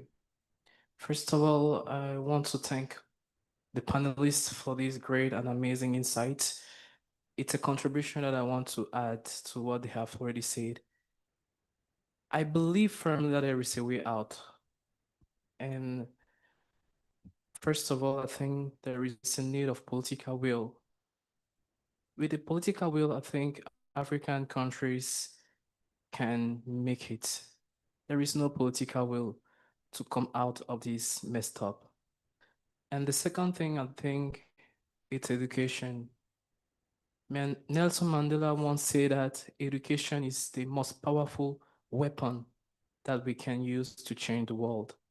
And I believe that we can use it as well in Africa to make things better for every one of us. And the third tool that I think will be useful for change is unity. We need to be united as Africans. In everything we do, we need to be united. And I believe that if these 3 tools are gathered together, we can make it. Thank you very much. Very good. Thank you so much. Would definitely debate this political will business. But let's see what Prof. Yeah. Thank you, Prof. Thanks to the panel for... Identify yourself, please. Okay. I'm Dr. Jasper Abimbia Yalazuno. I'm an associate professor of political science at UDS. I'm coming from the background, let me disclose, of Marxist political economy. That's the background I come from. And I am proud to say that because we are here in Nkrumah's Ghana. And Nkrumah's political economy was... I'm not making a presentation. No, I'm just going to... All right, please. I want to say, I was just suggesting that this conference and the presentations, including the keynote presentations, there is an elephant in the room that is completely not touched. And these are all progressive scholars. Actually, my approach to political economy is actually from the likes of Bishop Akolugo and then Charles Abuguri, who have been doing very progressive work. So that inspires some of us. But if you look so far, the presentations, the keynotes, they touch on this elephant in the room, but they did not mention it by the name. And until we address that one, we cannot begin to talk about good governance, begin to talk about equity, begin to talk about how we can promote development through extractives. And that elephant in the room is what? Imperialism. For Nkrumah, it's neocolonialism. These are structural issues that have to do with history, that has to do with the global order. Extractivism is within a particular global order. So it's not just that we are doing extractivism and development in the vacuum. It is within a particular global order, which is imperialist. And some will even say it is racist. So until tackle the problem at that level, I'm not saying that we cannot take local measures to address this problem, but that is why Nkrumah recognizing this actually started by doing what? What we call local content these days, which is not actually local content as the presentation of Bishop Akolugo illustrates. It was because he recognized neocolonialism. That's why he started with the refining, a gold refining industry. He started with coal and other industries. So unless we deal with this problem, we are only plucking the leaves. And the tree, which is imperialism and neocolonialism, will continue to grow. Thank you. Right? Yes. What you said is very true. But we have to know where we are coming from and where we'll get to. So I'm very sure many people will discuss that. We are now here. How do we get to where you are talking about? The road. And the road can be very rough. All right, so those are three. Yes, madam. Thank you, sir. Can you hear me? Yes. Thank you. My questions are for Mohammed, but first, thank you. Please identify yourself quickly. Yes, absolutely. My name is Monique Cooper Liverpool. I'm from Liberia, and I run a business called Petra Resources that works in environmental management, particularly in the mining sector. My questions are actually for Mohammed. I found your presentation very insightful as a fellow country that has financed conflicts through minerals. But I have three questions, if you can just give a bit more insight. You've mentioned that your exports for gold are done through the Central Bank of Sudan. Can you explain how that process works in Sudan? Also, you mentioned that there are some concessions that are using artisanals, not necessarily because, so it's not capital intensive, it's labor intensive. They're licensed by the military regime. But if you can talk about how that works in licensing, are they licensed like other companies? And the last question is, you also mentioned tailings as a source of production for gold. Who produced the tailings? Are they historical tailings that are being worked now, or are they from active operations? And the operations are licensed and the tailings are licensed separately. Thank you. Great. Very good questions, direct. Last one at the back there, before we take the next ones. Yes, please. Hello. Yeah. Okay, thank you so much, Prof. Yeah, the name is Evie Brown. I'm coming from the civil society space. Yeah, my question goes to the second presenter. That is our brother from South Sudan. He made mention of the... Sudan, not South Sudan. Anyway, but let's go ahead. Yeah, he made mention of the UAE being involved in some of the extraction that is going on in the country. So my question is, he used the word official, that there are certain percentage of some of the goals, probably and other things, that goes out officially. So I want to know how that aligns with the Vision 2063. That is the Africa we want. because he also made mention that not only the country, that other nearby countries are also involved in this. A situation whereby UAE officially involving in the extraction of the gold that is going on in this country. So how official is it, and how does it line with the Africa we want, which is Vision 2063? Thank you. All right. So can we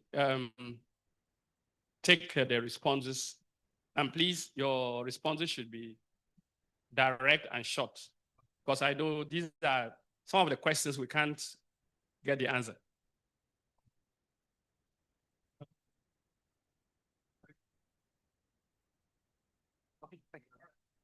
Okay. Prof, Doc, Commander, this for you.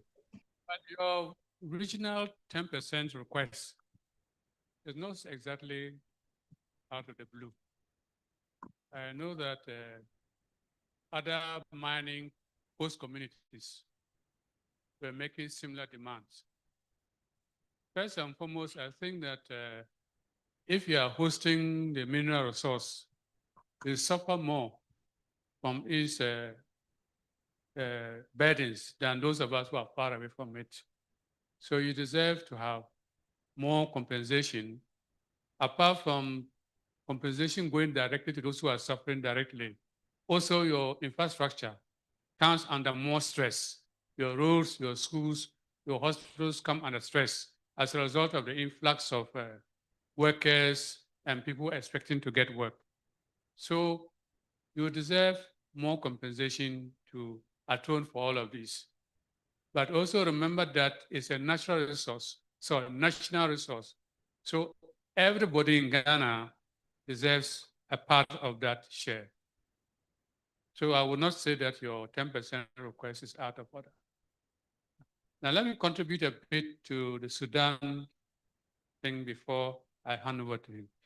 The Sudan is a classical case of what we call commercialize, militarize, politicize, and make political demand. Now, the Sudan case involved the military.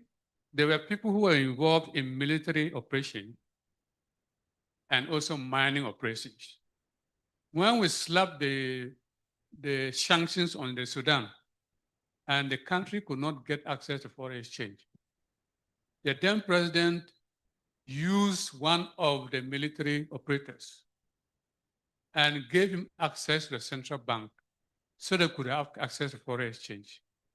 So he used that to now also leverage all the small-scale miners and bring them under him in order to be able to deliver larger volumes of gold to harvest foreign exchange for the government.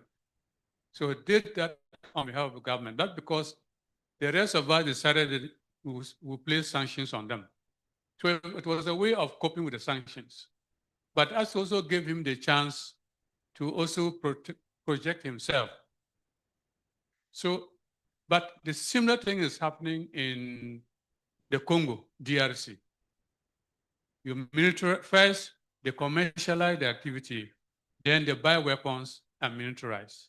Once they militarize, they try and buy political power. And once they get in there, then they start making political demands, even seeking to be head of state.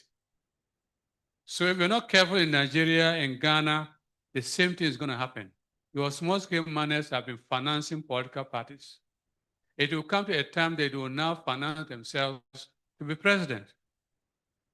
And you can be sure that your small-scale mining will not work. Your laws will be muted. Thank you. Thank you. Thank you so much. I think there is a different question about Sudan. Thank you. And you're taking the rest of the question, I think. Yeah. But yeah. And it's most of the questions, it's about the link between the different kind of the production in Sudan and the link with the UAE and the political consequences. I think this is the main things. And yeah, For the production, there is a three type of production in Sudan. The artisanal one, it's artisanals, and most of it is illegal in Sudan. But for the officials and uh, the official authorities, they are focusing just on the taxation. There is a main gold markets in Sudan, which the area of the treatment using the mercury or even using the other chemicals like Syria. And this is the area of the tax from the official governments. After that, there is the tailing of the artisanals. The tailing, it's one type of the official companies in Sudan. Most of it linked with the political elites and the military and the merchant economy, controlled by the central authority, and they just control this tailing. For example, in Darfur, in the area of the South Darfur, near South Sudan and near Central Africa, there is a big company over there controlled by the RSF called Al Junaid. They just control all of the tailing of the more than 100,000 artisanals for nothing. And that how they gain the benefit directly by using the force. But this company, it's an official company. They have an official registration in the capital of Sudan. And it's directly linked with the central authority without any kind of involvement from the state or the local authorities. And this is, and there is some different kind of the competition even between the local authority and the other kind.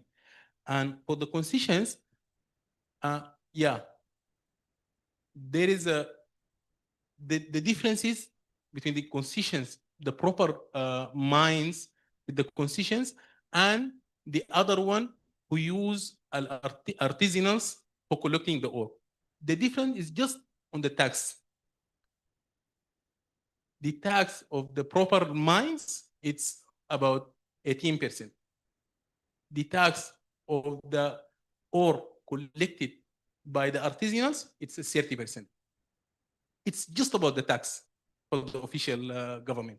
That's why it's different kind of taxation in the same concession, and they are preferring to work with the artisanals because it's more cheap.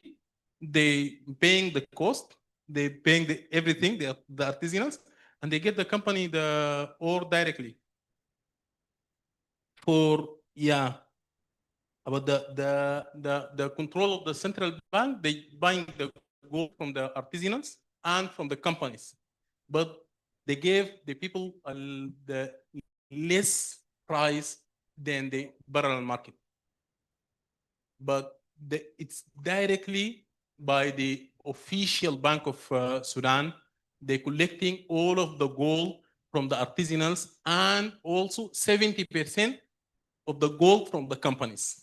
They are just exporting 30%, the official companies, and the artisanals is just belonging to the official, the central bank. But also there is a competition between the central bank and the private sector. The private sector at some point controlling the trade, the export by the new policies. I think you know about that more. And at some point, the central bank controlling the export. There is a kind of competition here. And it's all of those, the trader and central bank linked with the UAE and the military actors linked with the UAE. And I think it's also, this is the consequences of they mentioned here about the role of the imperial era, or the role of the controlling this is the consequences in the Africa. And it's not just in Africa, actually in Sudan, it's everywhere in Africa. And all of the activity, for example, in Sudan, I agree with you, Prof.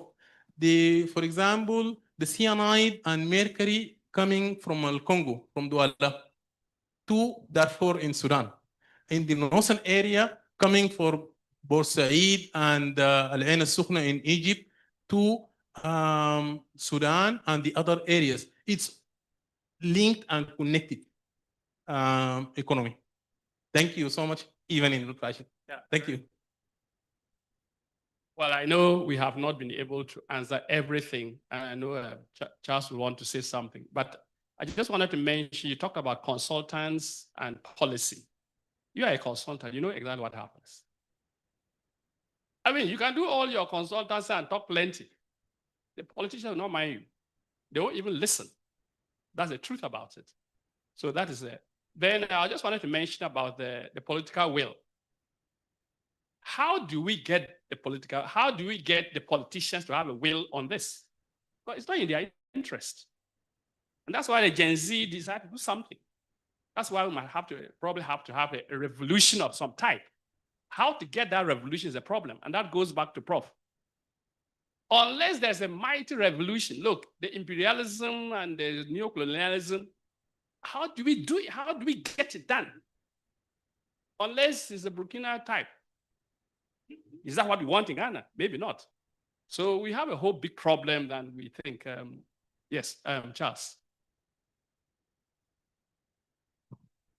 Very quick thing, because I want to build on like Zuma's point, Prof's point. Sudan is the destabilization of Sudan has been a long-standing issue.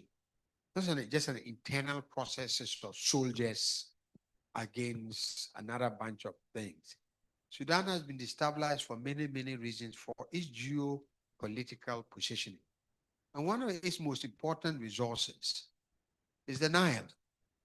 The destabilization of Sudan is also partly an Egyptian interest and an American interest because it affects the consumption of water from the Nile. That's the most important. All of these things are mechanisms of destabilization. And I think it's important to point to that. It's very significant. My second point is to Bishop. It's dangerous to compare Botswana with Chile. The problem is that Botswana's only positive is that there's not mass stealing of the money. But it has failed to transform the country beyond dependence on diamond. It has no industrial capacity. There's no industrial policy associated with it. And they are now in trouble because of the artificial diamonds that have flooded the market. So Botswana is in a serious macroeconomic situation projecting forward. The difference with Chile is that Chile took back their copper. So they renationalized the copper. It's a different model from Botswana. And in renationalizing the copper, they use both the copper resources for investing in technology transition, but also in beneficiations along the entire chain backwards and forward. So Chile is industrializing on the back of copper. Botswana is stuck in only benefiting from 50% in the share of diamond resources with De Beer. They're entirely different economies. All right. Thank you so much for that illumination of what is happening. So we take another round of 5. I thought I saw somebody out there long before, but then I can't see that hand again. All right, so 1, 2, 3. Okay, it's 3 for now. Can we please take you first?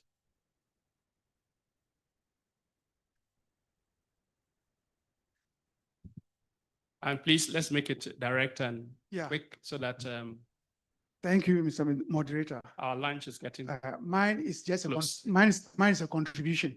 Yeah. And not a question. I think Bishop mentioned spatial inequalities. This is true. And the government of Burkina Faso has tried to address this in a program which we call the mining fund that is distributed every 6 months. So every district in the country receives something from that money. However, for the mining communities, they receive a huge sum. The management of those funds are also a question which the new government is trying to address. There is also the fact that the new government has tried to install gold processing equipment. This came from a situation that was denounced by civil society because they caught one of the companies transporting coal fines out of the country, because that's what they do every year. They send and process outside. It went to court and the company decided to settle with the government. When the government created the industry to process,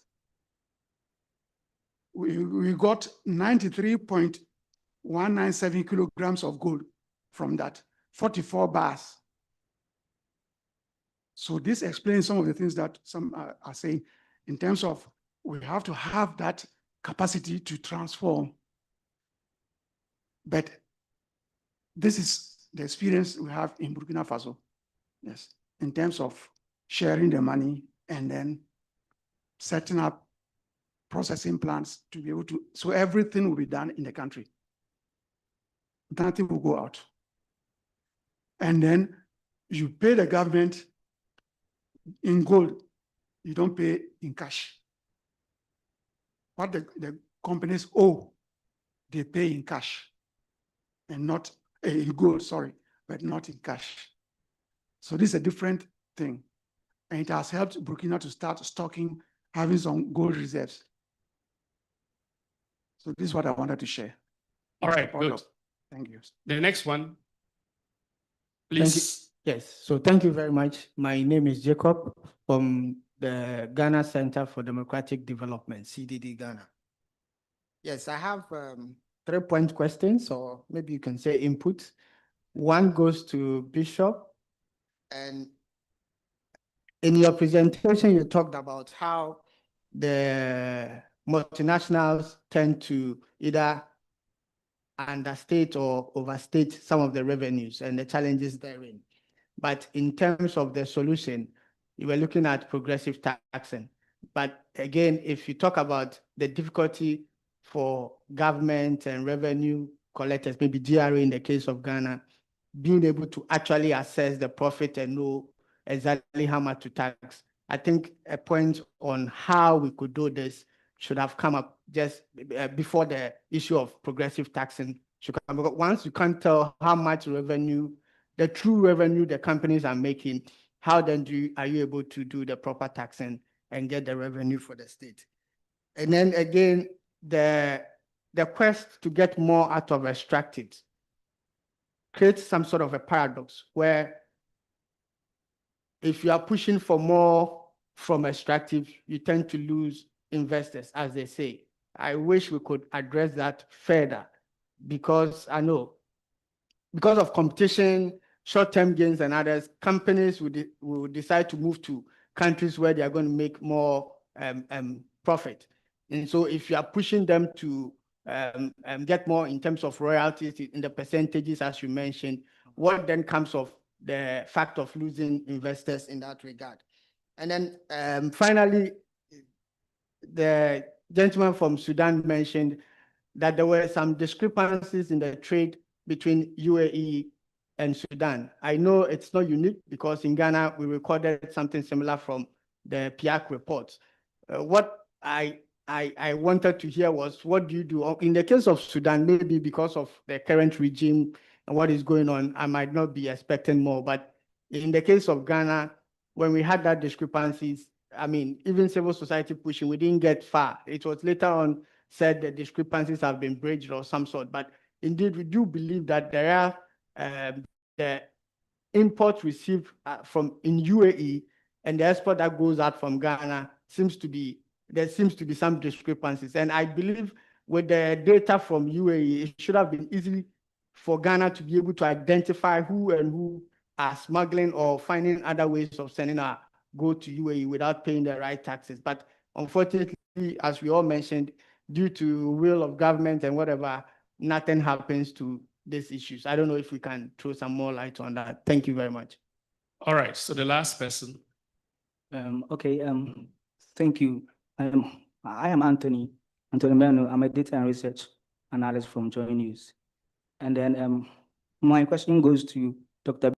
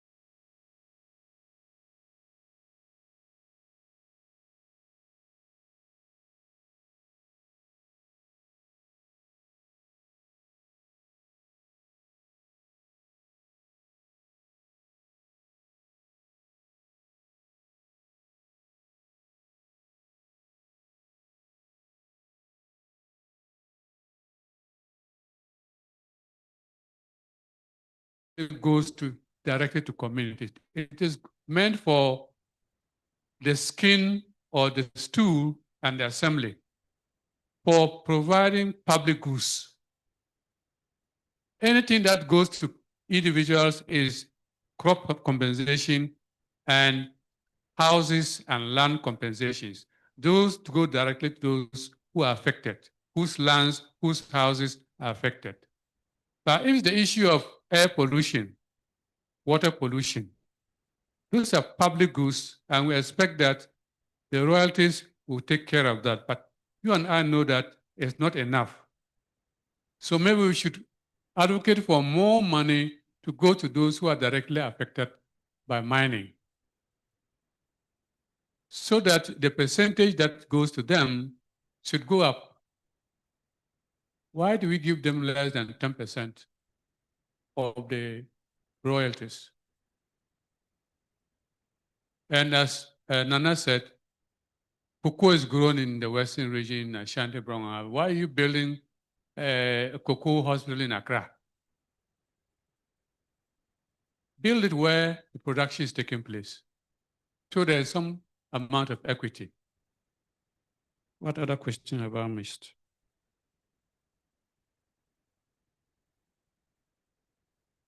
I think I've answered all the questions. Thank you very much. All right.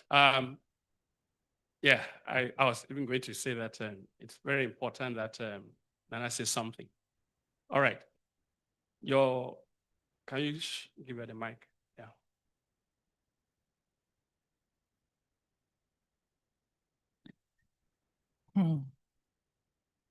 Doctor,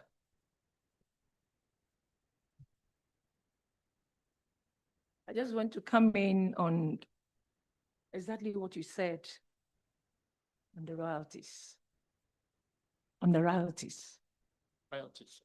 Yes. What I know is that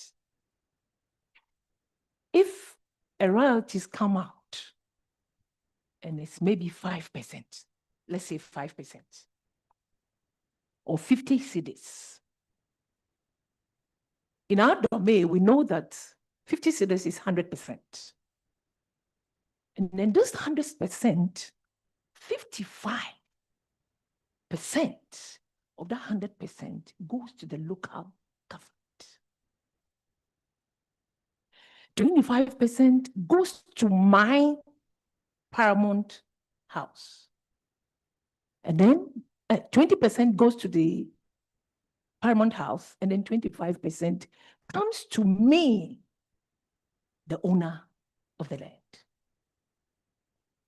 So now, what will Nanan say? We have been advocating for this for so a long time that even we have those companies on the land, and the money that goes to the local government or local assembly should be published for our years to know that this is exactly what comes out. But up to now, nothing has been able to say anything about these royalties. Two, one of our speakers said something about ownership. Who owns the land? The land is being owned by the chiefs and the kings, the people on the land. And they have put in their trust in the hands of the Nana. But when royalties or when agreement is being done on a round table, Nana is no more to be found there. So what will Nana do? So please, if we are coming to reform, all these work to be done and to be done correctly, the involvement of Nanano should be there. Because if the involvement is there, then Nanan can monitor. Then Nanan can monitor. Other than that, you sit at the top here, make your laws, And then later in the assembly, they'll call on Nana, Nana, oh, this is what has been done. Nana doesn't know anything about it. So at the end of the day, if the land is being destroyed, then I will say, politicians have given it to them. So let me also sit somewhere. But the land, and Nana should be at the round table of that discussion. So that if there is a monitoring team from the community to come out from Nana, or Nana will set up these groups to monitor them. Then we know that Nana will also have 5 cities. You know, so that he will not allow any bad person to go to the land without his or her knowledge. But you sit at the top, you make all the agreement, and at the end of the day, they will come out and say, the surface land is for Nana. What is in there, down there, is for the government. Hey, Papa. No. So that is what is happening now. So going forward, my suggestion is that every area that we find that this rich resource is there, and that will benefit this nation, it will benefit Africa as a whole. Please, let's involve the owners of the land in the first discussion, so that Nana will know 20% is coming out, 2 cities is coming out, 1 city is not coming out. When Nana had any assembly with his people, he will tell them, I was part of the decision. This is what is on the table. If you go there, you'll be caught. You see, so that there will be laws abiding on the land. Otherwise, we'll fight a losing fight. Thank you very much. All right, thank you so much. I think that's a very, very good point. But I've always had problem with the National House of Chiefs, the Regional House of Chiefs, Houses of Chiefs. They must be powerful, and they must be able to say the kinds of things you are saying and hold government. How come they are not doing it? How come the Houses of Chiefs are just probably not pushing the way you're talking? That is really a problem. I think you should probably send. Doctor, can I give you an example? Yes, that's the reason why maybe Nananom are not coming in too much is that in my community, I have been on the stool for 26 years now. I was 39 years before I was put on the stool as the chief of a SIPON in the Western Region, Secondary Traditional Council. From day one, when I bid Gongon for communal labor, you see people running because you see Nana in the work. It got to a time we bid Gongon for communal labor. Nobody comes in. And when you call them to come, they don't want to come. Definitely you have to call a police or a security. Bring the people, let's see why are not they coming. When you go there, they will tell you, they say they are your trouble. They say they are your trouble. You say, Nana Fro Bikrana Wamba, police they phone to me, Enko Yeri. I tell you, in the olden days, we have laws on the ground. Arranged by Nana. And our people are there, listening to what Nana is saying and doing it. Because Nana is always with them. They act. See, but now all these things have been taken away from us. When you talk, it's a problem. Anytime, any day, Nana talk, Nana is against the government. If something is going on wrong, and Nana comes out to say, hey, Nana there. So because of that, now our youth are coming out with this. They respect us. They respect us. You see, in the olden days, let me come up again. When there's a round table on discussion on an arbitration, when the men get out, they say they are going to ask Abewa. This time, we are also saying that the Abewa's face must be seen so that the youth will respect Abewa. Well, is that one going on? In some areas, you don't see that. So where does Nananum bring that forward? So I'm saying that with the reformed, let's come out with Nananum. Some are saying Galamsey, some of the Nananums are in. I can't say no. I can say yes. Oh, hey. And then you are top them making law for it, bringing people to come and then take it without him getting 10 cities. If another person comes in and says, Nana, member 10 billion, I'm taking your land. Will you take it or not? You take it. Because the time they were doing those discussions, you were not part. So they didn't give it to you. The top people have taken it and given it to the Chinese and whatever. So when they also come in and they bring money, then I will take it to Obeji. Thank you. All right, very, very good. Thank you so much. And that is why this inequality thing we are talking about is not only about just the people, even the leaders, the traditional leaders, there's a lot of inequality in what is happening there. So it's very, very good that we are discussing these things. But maybe we should it's very good that Nana is here, that maybe other countries will realize that in Ghana, especially in the Akan area, our women are very strong in leadership. And that is something that we should always say. Sometimes we say that, oh no, our women are not, do not take decisions. That's not true.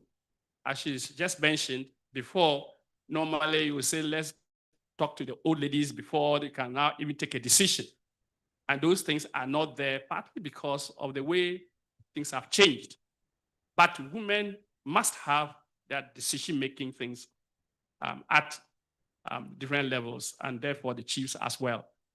All right. Prof, I wanted to... Yes, who wants to say something? I wanted to... Yes, Nana. Say something about... Maybe I have to give my thesis to you. Yeah, go ahead. What he has said is what my thesis is saying. To be frank, Article 703 of 2006, that's the mineral law. It doesn't include the chiefs at all. Their names are not there. But when it comes to implementation in Ghana's law, they tax the Nana to ensure that mining is done properly in their. Meanwhile, they are not included in the decree at all. Yeah. And that is why, to be frank, I give an example. When you were going to bury the mother, he declared curfew. And even military and police, we all slept. This showed the power of the Nana. But now, just recently, he declared curfew, everybody slept. When they were going to bury the mother or something, they are assaulting him or something. Meaning that they have power. But because they are not involved in the planning stages, you take the decision, say, I'll be in my forest there. Somebody is cutting down my tree. He said, I've got licenses from Accra. And that's it. I'll take it. Oh. All right. As I said, I think a number of people are hungry because they are not.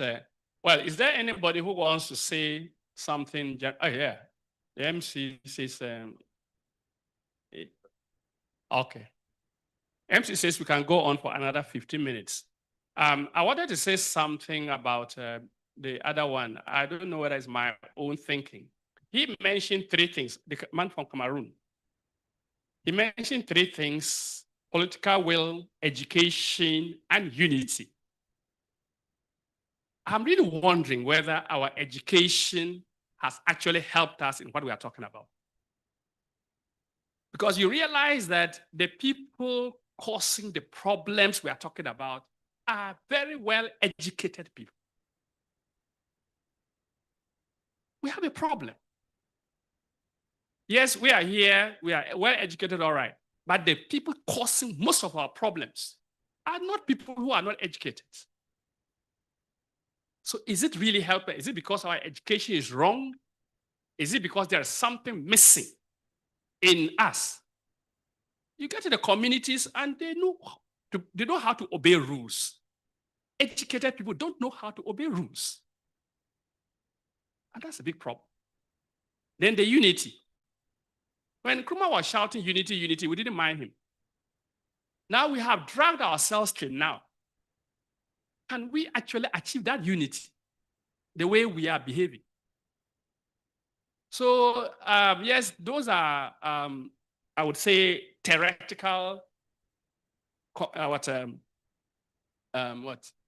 recommendations. But when we come to practice, it is so difficult.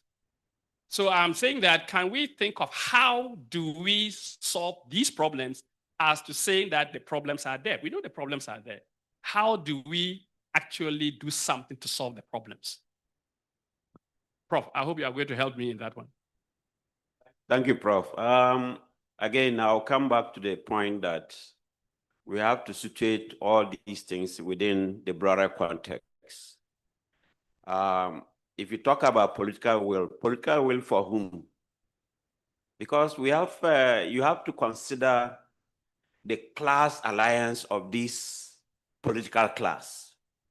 Is their class interest with their constituencies, like the citizens, or the global capitalist system? And if you ask me, they are more aligned to the global capitalist class, which is what extractivism is about. And why are they aligned to them? Because they are content to have the bits, the crumbs that fall from the table. And remember that we are part of it. Yes, we are part of it. Yeah. And that's why throughout my writings, I bring all this out. And you do the same thing. So there's a lot that we can do, including activism. And that's why you keep talking about revolution. And I agree with you. It is part of, I think, what is important in political economy, always the revolution aspect or the resistance aspect or the revolt or the revolution is always silent. Meanwhile, key to political economy is agency, political agency and resistance. So like we are talking about Galamsey, there are some places in Ghana, you cannot go there and do Galamsey because the youth will drive you away. So agency is very, very important. So I think the Gen Zs, if they really should take up this fight, our politicians will, they'll start working and thinking about their future because the Gen Zs are in the majority. And when they decide to take their country back, I mean, you can't control them as it happened in Nepal and other places. Thank you. All right. Well, if that is the recommendation, that's a big one. Because the Gen Zs in Kenya have not succeeded. Even though they did something, they couldn't succeed. But well, that is but I actually still want us to find how do we get to where you want us to get or where all of us want to get. The road to that where we want to get is the problem. If the suggestion is a revolution, we've had a revolution before, it didn't work. Will another revolution actually work?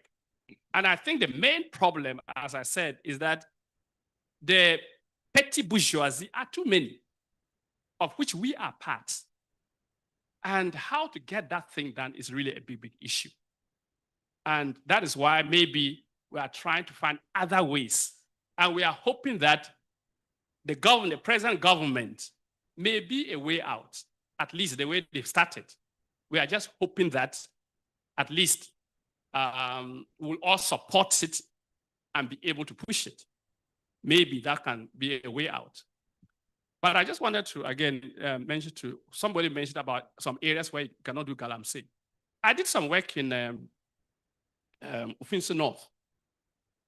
In Ofinsu North, the chief insisted that there can be no Galamsey in that place. I think you met me there, yes, I remember.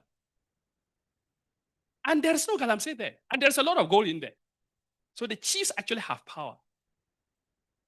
And so on. So it is true that if we actually deal very well or involve the traditional rulers very well in some of these things, we can actually make big, big progress. Because there are examples all over the place of where the chiefs will insist you cannot. In my own village, there's a lot of gold, you know that one. But the people say, no way, nobody is coming to do any gold, not even the concessions thing. They insist that no. And there's no way you can go and just bring anything and give concessions. They will fight you. All right. So those are the traditional things that can be able to control some of these things. But again, maybe we should widen people who should be part and parcel of what is happening. So we have about 10 more minutes, I think. So if there are others who want to add something, yes, please. Hello. Identify yourself and let's. Please, my name is Maxwell Pepesan Kunire. I work with GFI as a policy analyst for West Africa. My question is to Bishop.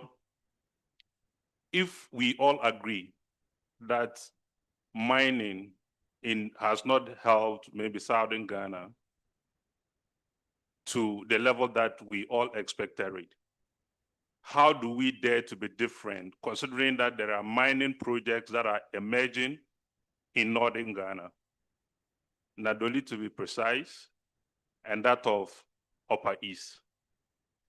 And my second question is, in all our planning, have we factored the differences in rainfall patterns for purposes of being able to mitigate the impacts that may come along with mining in Northern Ghana? Thank you. Okay, this is a general question. All right, so very good. There's some others. Please go ahead. So, thank you very much. My name is Winfred Nelson, a young senior citizen. Hey. I used to work for the National Development Planning Commission. Okay. I had some few comments, and I'm asking the question, do we have to mine? Sorry, I have to come from this angle. Do we have to mine simply because we have gold? And I think that we are stressing over here. Costa Rica decided that, let me focus on my biodiversity. They are making millions out of that and leave the gold beneath. We had examples of chiefs in Ofinso and all that. They are not mining. There are countries that are surviving and they don't have an iota of any mineral. Why are we? So the question I'm asking is that, do we have to go on mining simply because we have gold? I think we have to look at the alternative of saying that, let's stop the mining, let's focus on other alternatives. My big question is, we are sounding the trumpet of sustainable, future generation in sustainable development, sounding sustainable development, and almost every speech you hear the word sustainable development. What are we doing about the thing called future generations in the word sustainable development? It's very critical. And then my last point is, how do we convince, we're talking about policymakers, but let's know that each and every one of us here has a role to play. I know the final decision rests with the policymakers, but how do we convince the policymakers, those with whom the final decision rests with, who have to change and know that they have to change about something and they are not changing? It's a very difficult thing, and it includes lobbying and all that, and sometimes you have to enter the bedroom to do the changes and all that before things come out. So this question is to the moderator and the two panelists and all of us. Thanks. Yeah, thank you very much. The moderator is quite old to some extent. So if I don't, there's something I want to say before I come to you, else I may forget. You see, the truth is, and it's for all of us, and I'm happy that you talked of NDPC, that you were working there before. We must decide that we would assess whether we should take or we should not take whatever is under the ground based on assessment of ecosystem services. What ecosystem services are we destroying by mining, and what are we gaining from mining? And what am I talking about? I said, when they were trying to do mining in our area, one of the examples I gave, I said, look, the shade tree standing in my house gives me ecosystem services. And the only one I would give an example is just shade. That shade tree gives me shade, gives me quality air. How much of your gold can pay for that shade and that quality air that keeps that whole family living well. If we, I'm just talking about just shit, not the rest of it. If we are able to assess our whatever we are trying to get based on ecosystem services that are provided by the environment and all other things and compare with what we want to get, and we do it correctly, I can assure you, many of the things that we claim to be doing, we won't do it. But that is we convincing politicians that this is the way to go. How we will do it, the professors are there, they can try it. All right, but that's what I didn't want to forget. Yes, please. Okay, Prof.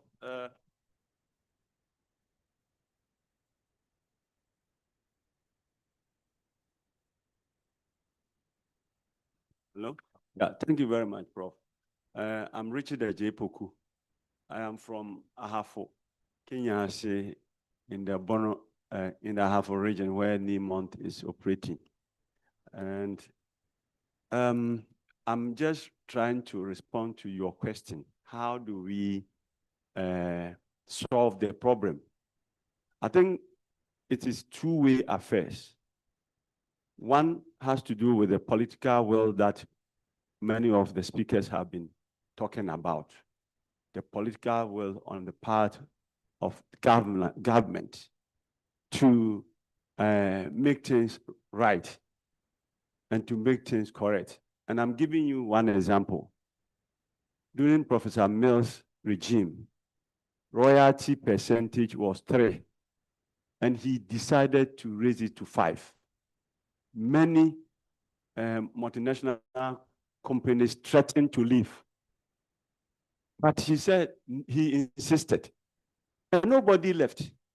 And now the royalty is paid at 5% as we see now. So that is one example that I'm talking about the political will. Another side has to do with policy. Our current law, Constitution, Article 20, Clause 1, says gives government the authority to compulsorily acquire a concession when there is, minerals. So that power of government compulsorily acquiring particular land and Ahafo is an example. Ahafo, Yamfo, Susanso Techre, where the farmers decided that no, we don't want the mining. The government compulsorily, Bishop and the rest, most of you, the guys here, they are aware. Government has compulsorily acquired without even, they haven't even effected the payment. That the Constitution even says that before you even compulsorily acquire, there must be a prompt payment of fair and adequate compensation. The government has not effected the fair and adequate compensation, yet he has acquired the land, and Niemont is working. Niemont Ahafo North is operating. That is one side that I said. The other side has to do with the citizen. That citizens must feel that no, this is how we want to go. This is how we want to govern our natural resource. And therefore, we threaten to vote any president out. Any candidate who is not going to go by our instruction will vote you out. And you know now, this is one of the reasons that the politicians, they are afraid. because everybody needs vote. So the citizens must, be prepared that this is how we want our natural resource to be governed. And if we are able to do that, then that way can also work. But the problem is that this is the problem. Let me tell you, I've been saying this, and the director of ASUDEC, I think he's aware. There was a platform that I said it, and he was there. We will think that many of our constituents, they are aware of these governance issues. I am telling you, many of them are not aware. There's the director of public affairs is here, who happened to be a journalist, a renowned journalist at the the biggest GBC is here. How many of even the journalists are abreast with our policies, and then that governs our natural resource extraction? Could you believe that many people even are not aware about the percentage of the royalty that we receive only 5%. Many of them are not aware that we receive 5% of the gross production of our mineral. The country receives only 1%. But here's the case, most of the donors, most of the conferences are being centered in Accra. And then we leave the grassroots who can mobilize and support. You see, so they are not, the grassroots are not aware. We go there once a year, do community engagement, and then that's all. So many years we don't go there, and they do forget. So I think that there must be a very extensive and intensive education at the grassroots to mobilize the people, let them know that this is the problem, and then they need to support so that we can all help to resolve this problem. Thank you. Yeah, actually, we agree perfectly with you. But as I said, we are the problem. We sitting here, and I mean, part of it's the problem because we are not the people going out there to do it. And we are expecting that government to go and do it. It's not in their interest. It is not in their politicians' interest to be able to tell the people the truth. And if we, maybe academics and CSOs and all that are not going to the field, and nobody's going to the field. And the bigger problem is that it is maybe donors who would give us money to go and do something which is directly even against their own interests. So how do you actually do it? It goes back to political will. Can we get governments to agree that we should go and educate the people in the field and fund it? No. So we have a big problem. Anyway, but let me give it to the experts and let's hear what they would say. It is a big problem and we must all seriously think about it. How do we make sure that the people, the electorate that we are talking about, that they know what is happening? 90% probably don't have any idea. Even in our schools, what do we actually teach them? They come out of the university and what you are saying, they don't even know it. And if you come out of the university and you don't know that your royalties are virtually nothing, how will those who haven't even gone to school will know? Okay, so those are some of the problems. But okay. Regarding mining or not, if I'm at my way, that thing will start anywhere in the north. You already have a very fragile environment. So adding mining is a little dose. So if I had the power, no mining in the north. So Mr. Kuri, if I had my way, no mining in the north. Okay. When it comes to what to do, we need to raise the stakes. Vote power is one of them. The other one is the revolution. We sack all those leaders who do not have the interests of the country at heart. Don't let them anywhere near assemblyman, MP, minister, DC, none of those.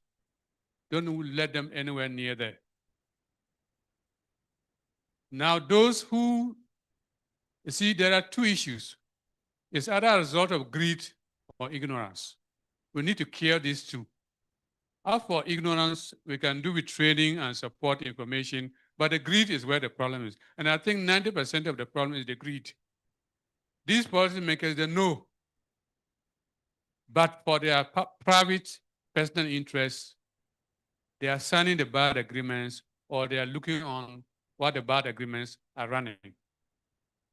So there's no reason why anybody should be signing bad agreements now and giving all the concessions that were given. We've been mining for over 100 years. Why are we still giving away our minerals at giveaway prices? It's because of the greed. So let's kill the greed and get all the greedy bastards out of the way. Thank you.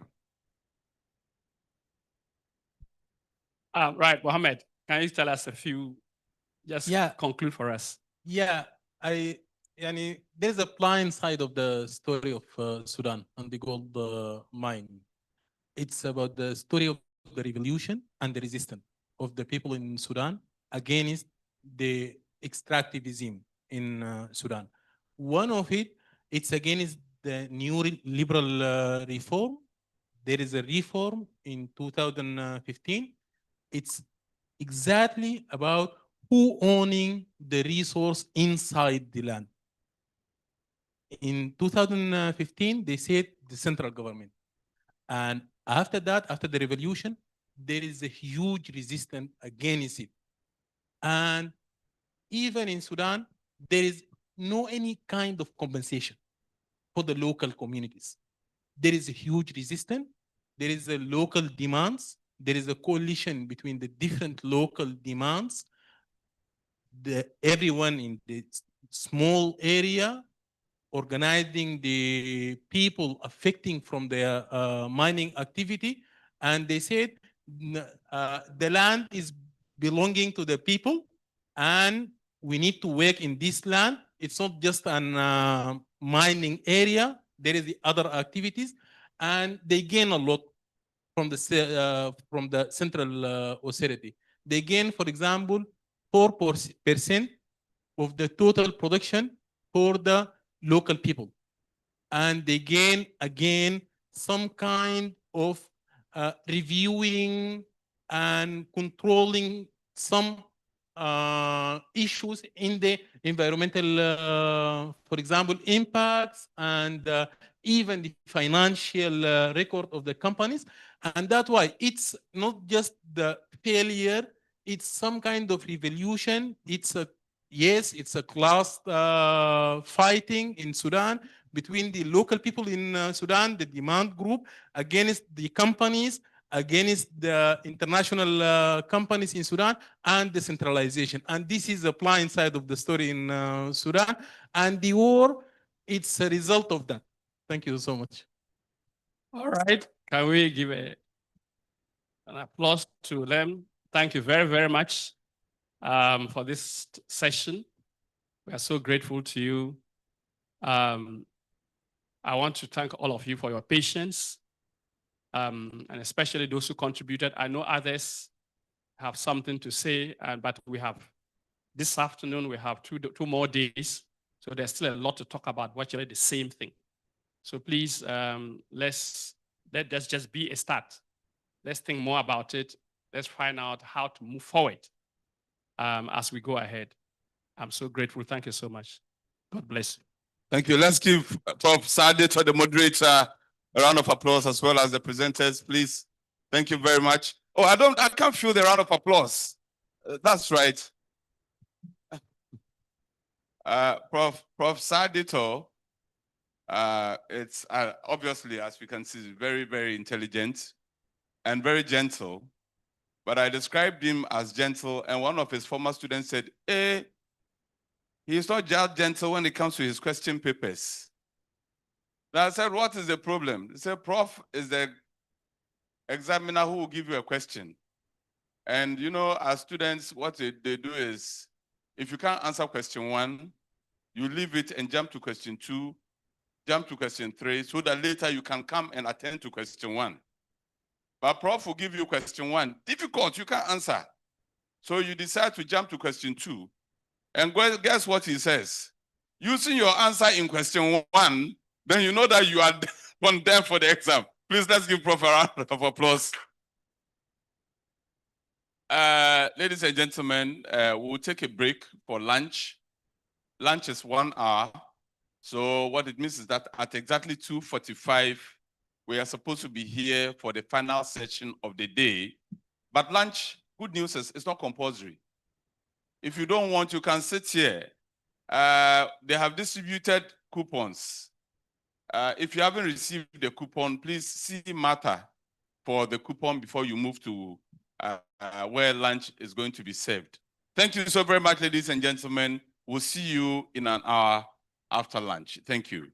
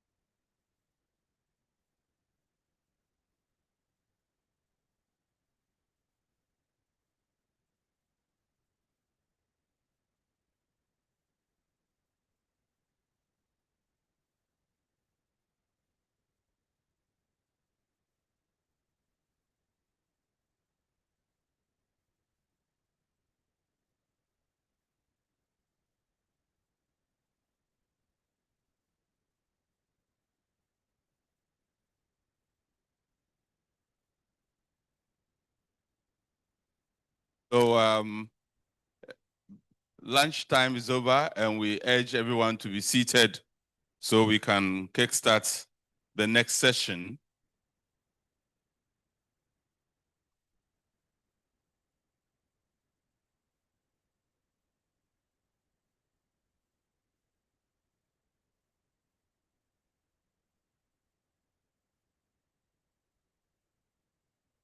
Let's get settled. Some people haven't returned yet. If you were on the same table with someone and the person is unaware that we are about to start, please just give them a call that we have 2 minutes more to start. We'll allow those who are still at the foyer to come in. In less than 2 minutes, we will start again. Please, we are running behind time now. We are 15 minutes behind time already.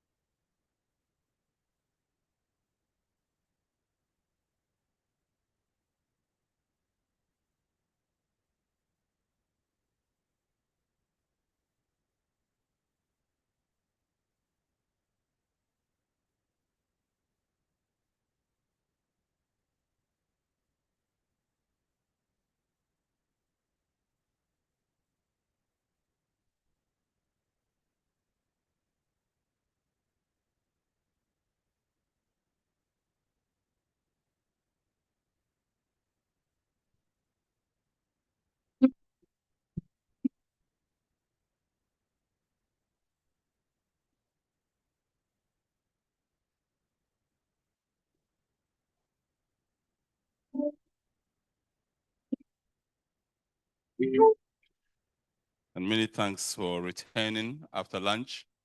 The most difficult part of such conferences is always after lunch. During lunch, people forgot that they were coming for another session. The guy who was seated next to me, I won't mention your name, but I saw you took 3 balls of rice balls, 3. And granule soup. Already granule soup makes you feel sleepy. After consuming the 3 balls, you drank the soup as if you were in your living room. We have taken pictures of you. What we are going to do is we will show the picture to you with a threat to publish it until you release something from your pocket. Thank you so very much. We are excited to have you back. And the presentations promise to be exciting.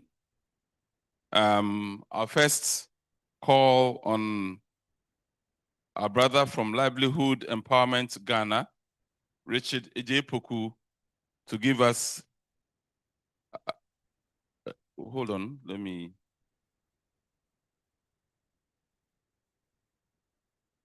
I beg your pardon. So the moderator for this session is Dr. Pascal Kaba, Deputy General Secretary of GAU. Is Dr. Pascal here? Oh, Doc, please. Okay.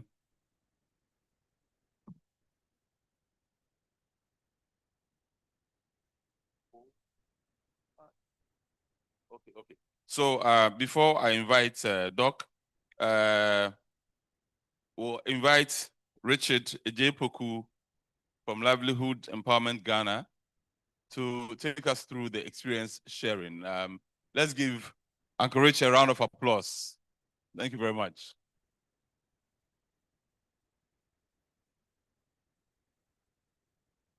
Livelihood and Environment Ghana. Okay, LED for short. I said give him a round of, you see what the Banco has done. This. Okay, thank you very much, Mr. MC. Yes, good afternoon, ladies and gentlemen. This session happened to be very broad. Maybe should I give you a Nancy story or I should share experience? Because the storytelling will make you more entertaining than to. Okay. My job is very simple. I am asked to share an experience, personal experience with you. My name once again is Richard Ejepoku, and I come from a mining community in the Bono and a half. We used to be Bono and a half region. Now it's a half region, and it's one of the regions in Ghana that hosts a lot of mineral works by one of the world giant company, mining company called Newmont Ghana Gold. So I'm a community member born in Kenya. I also work with a group called Livelihood and Environment Ghana, as he mentioned. I used to work with the mining company before I joined the civil society. In fact, I worked with 3 mining subsidiary companies before Newmont.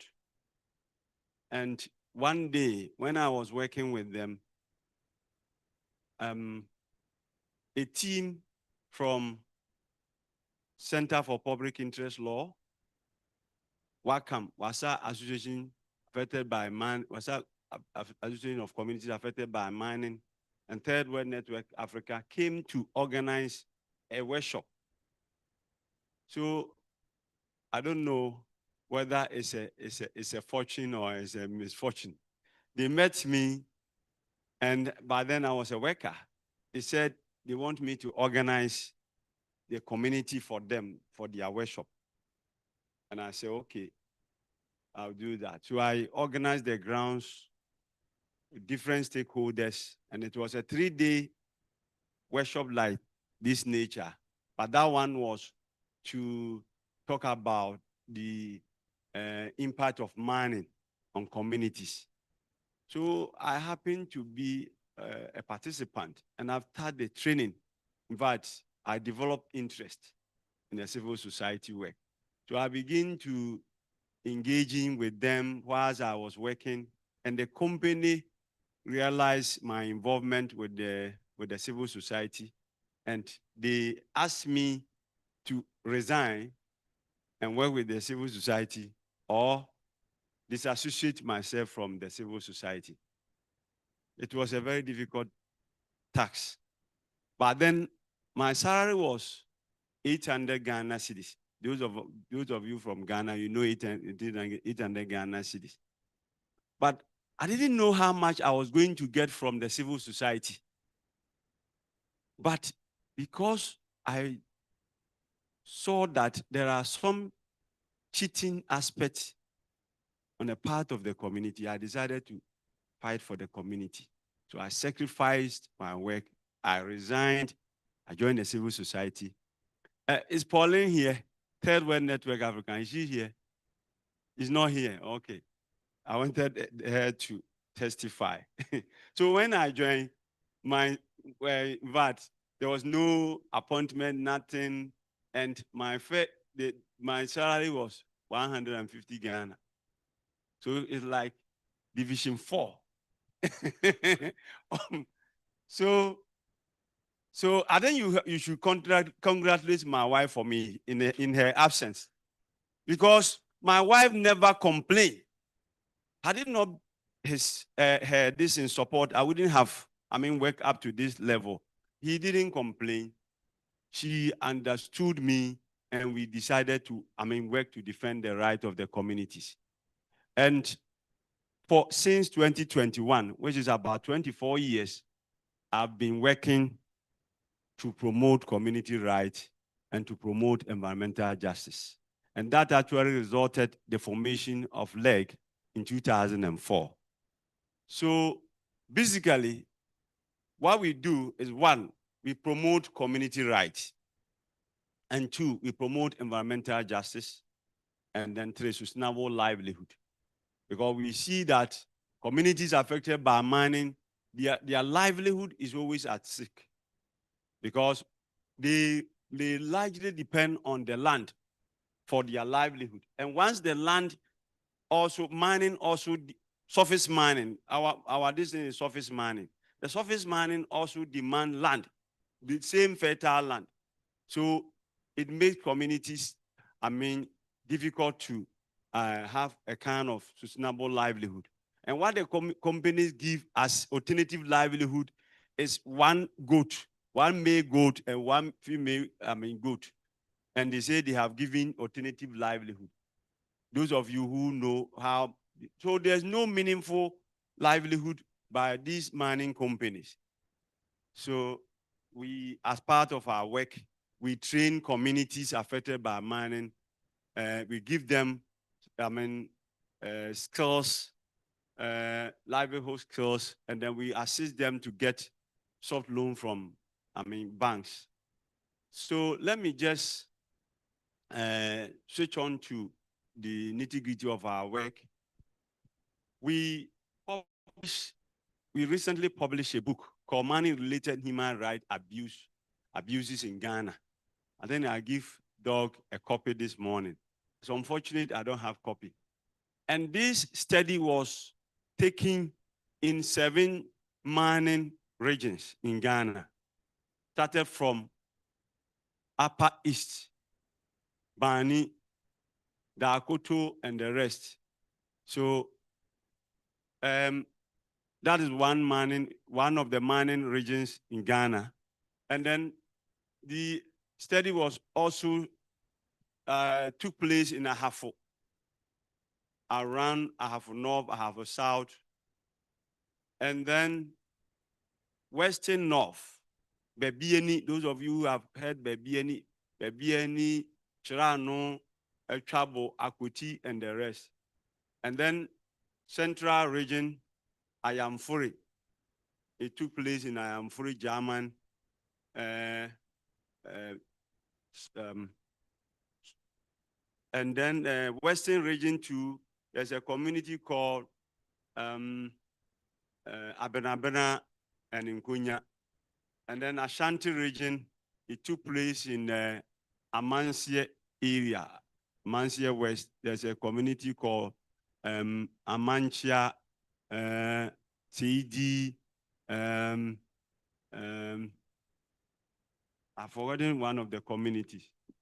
And then Obuasi, those of you who have heard about Obuasi. So the study took place in 7 mining regions in Ghana, which are very endowed when it comes to natural resource, particularly gold. And we were looking at the impact of the mining, both large and small scale mining. So we saw that when it comes to the environment, there are so many degradations in the environment by both large and small scale mining. Most of water bodies were found to have been destroyed, others converted, others impounded, others polluted. So communities around some of these areas have challenge when it comes to water, especially quality water. Another funding was the issue of sustainable livelihood. As I indicated earlier, most of these people depend on farming for their livelihood.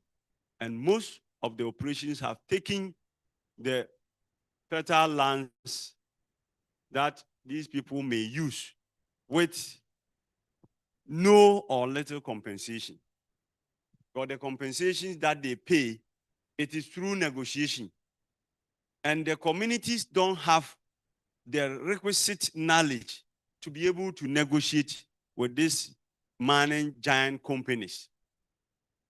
And the law allows communities to engage an expert to negotiate on their behalf. But the problem of this law, Compensation and Resettlement Regulation, LR 2175, that law allows communities to appoint or to hire somebody, an expert, to negotiate on their behalf. The problem with this LI is that it is the company that pays the person that the communities will engage to negotiate on their behalf. So how do you see this scenario?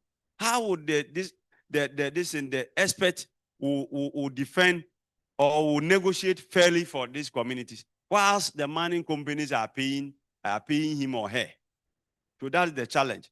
So compensation has been a very serious issue when it comes to mining or extractives in general.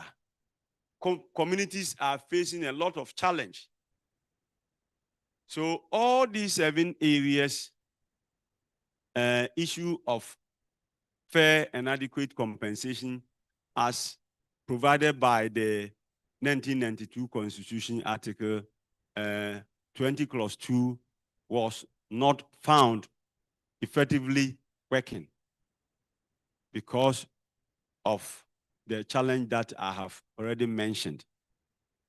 And another prominent issue when it comes to mining community is the issue of youth unemployment. Youth unemployment is very critical. And this usually influence theft and other robbery activities in those communities because mine must survive. So if you go to most of these mining communities, you see that the youth are there because there's no employment. The mining company are saying that they want somebody with a requisite qualification. And the requisite qualification, even if you have completed university or even you have your PhD and you don't have experience, 3 years, 5 years, what experience, they say that you don't qualify. That's another challenge. So who should train these people to have experience for them to employ them? So when you visit some of these mining communities, you see that the communities are there, the youth are there, and then they don't have employment. They are being not employed. And the land that they were using for farming for their livelihood too has been taken away by the mining operation. So it's a big challenge for most of the youth in the mining affected communities in Ghana. Almost all the regions, almost all the mining affected communities. And it is, I think it's an issue that all of us can consider and see how best we can address that issue of youth unemployment. Another issue that was prevailing was women unemployment. When it comes to Ghana, and maybe if not Africa, most of our women don't have formal education. And therefore, farming is their source of livelihood. It is recently that the youth, the women, the young generation are enrolling in formal education. But our mothers and our sisters, they don't have formal education. And therefore, it's farming and maybe petty trading that they do. But unfortunately, when it comes to employment too, they are not considered. Women are not considered. Even the educated ones among, if you see the employment ratio between male and female in the mining sector, you could see that women are disadvantaged because most of the work they think the women cannot do. So they give it to the men to do. Okay. They say I should end my experience sharing. So that is the challenge in the mining sector. And the opinion leaders in this sector or in this community who are supposed to defend the communities that they serve always seems to support the mining companies because some of them get contracts. Nana, I'm not talking about you. Some of the Nananum get contract. Some of the big opinion leaders get contract.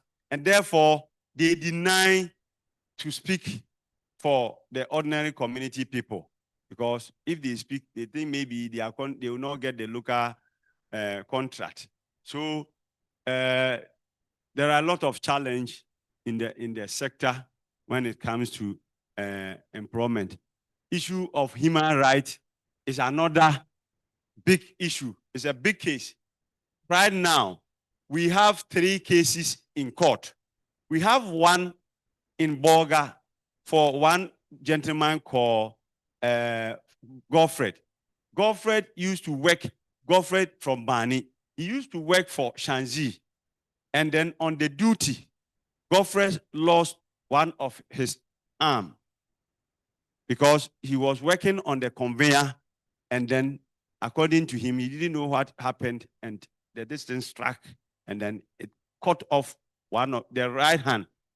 The company decided to take care of him, fix the artificial hand, give him a light duty work, but all these promises, the company has reneged those promises, and therefore, LEG, with the support from Global Greek Grant Fund, has taken Shanji to court on behalf of Godfred.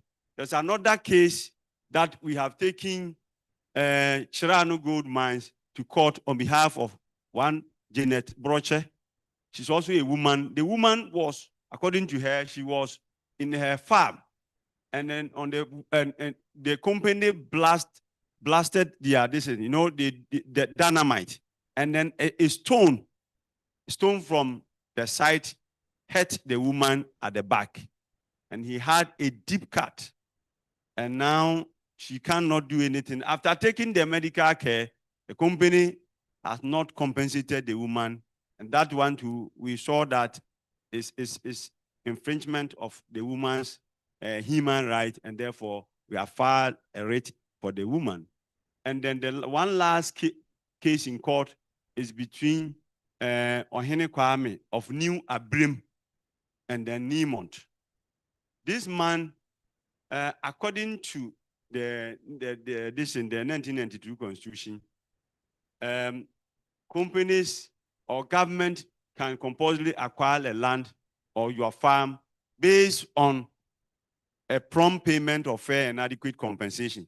So the compensation given to him, he denied. And then he made a request, but the company decided not to fulfill his promise or to give what he is demanding. And then they went ahead and destroyed his farm without his consent.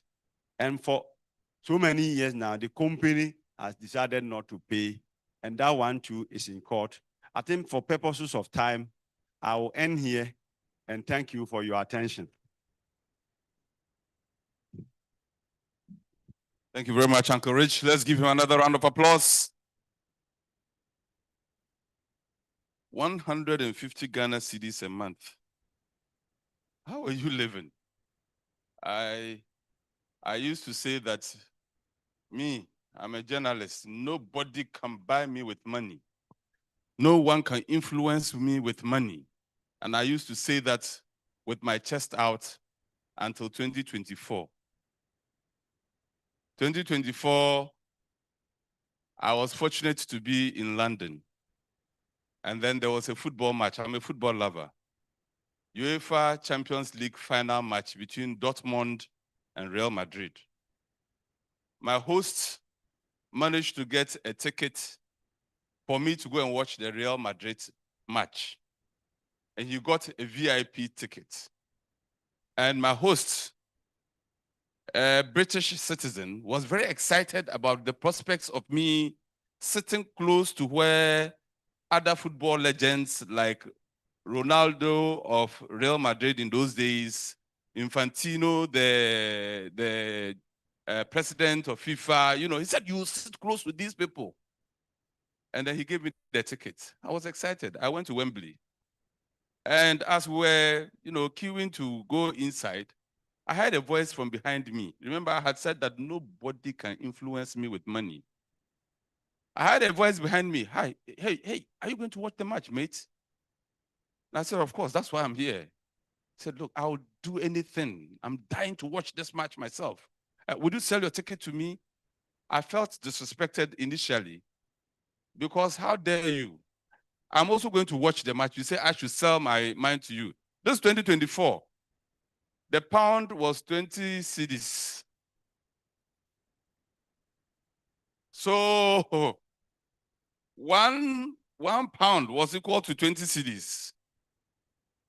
He said, guy, I'll pay for that ticket.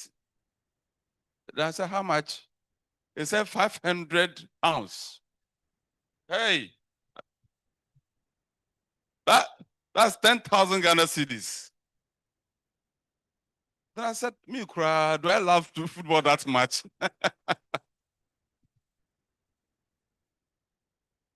Then I called my friend. I said, the match, would they show it on TV? He said, yes. I said, the way the place is crowded, I won't come inside again. Money influenced me. But thank you very much, Mr. Richard. We are very, very grateful. Was that for me or for him?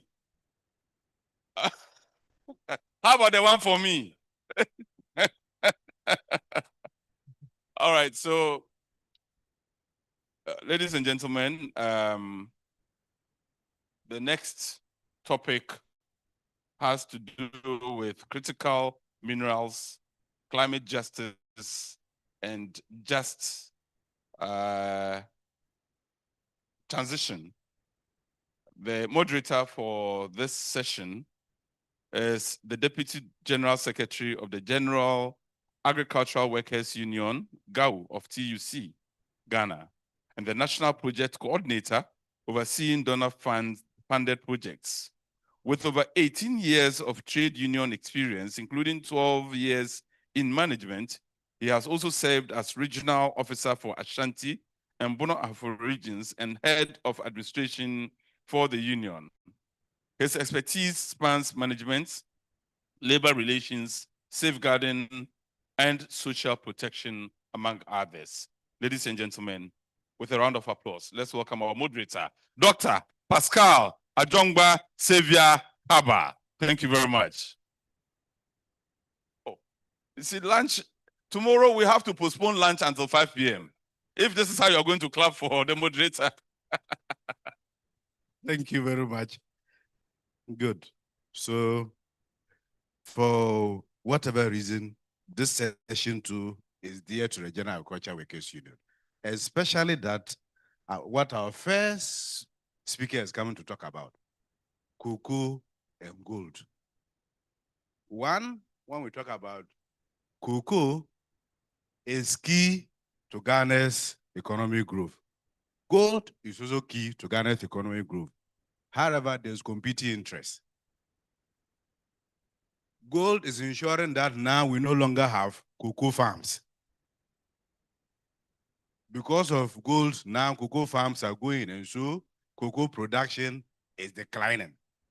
We don't know whether gold production is increasing, and if that increase is coming to Ghana or it is going to individual packets. But what we do know is that for that of cocoa, whatever we get comes to Ghana. But what we get from gold, we don't know what percentage of it comes to Ghana. Maybe now, Gold Board, we might be able to track and know what comes to Ghana. The other panelists on this talk will be examining the relationship between the global demand for critical minerals and its impact on climate justice in sub-Saharan Africa. Discussions will focus on the environment, cost of extraction, the challenges of just transition, and how to ensure that climate policies do not exacerbate existing inequalities. Without much ado, I'll introduce my first speaker in the person of, the name is a bit technical. So when I pronounce and I don't pronounce it the technical way, when the fellow comes, please do well to correct me in terms of the name. Is Hafex. She's a doctoral research in the Department of Agriculture Economics at Hamburg University, Berlin, Germany. Her research explores labor, rural transformation, and agrarian change in Ghana, focusing on how agricultural and extractive economies have shaped livelihoods and labor relations over time. Her current project examines the Ghanaian cocoa sector, analyzing changing labor dynamics on cocoa farms in relation to the traditional small-scale mining, commonly called galamsey, and assessing the capability of the EU deforestation regulation of the local context. By integrating field work, oral histories, and policy analysis, her work contributes to broader debate on sustainable livelihoods, agrarian change, and resource governance in West Africa. With a round of applause, let's welcome our speaker who will be talking to us about between gold and cocoa, linkages, shaping rural labor and sustainability in Ghana. Hafex, is she here? She's online. Oh, okay, good. So she's online. Thank you very much. Let's give a round of applause to our.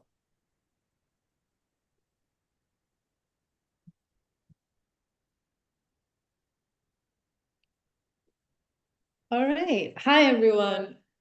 Can you hear me?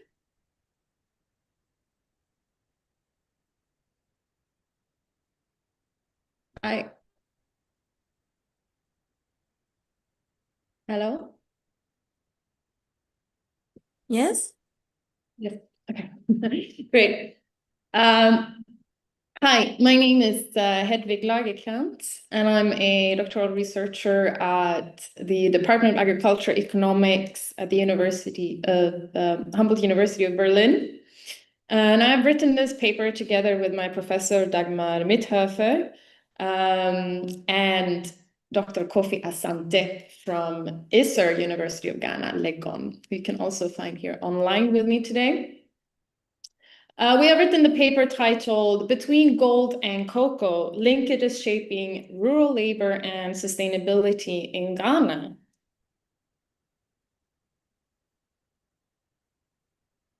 Sorry. So first, to start off, to give you a little context, we are focusing on the Western North region of Ghana, one of the main cocoa producing regions in the country. And what we can see here is that cocoa production has gone from 300,000 tons in the crop year 2010 to 2011 to 80,000 tons in 2022 to 2023. And while cocoa has been declining, we have also been seeing an intensification of galamsey activities in the region. This means that we're now facing a competition over land and labor.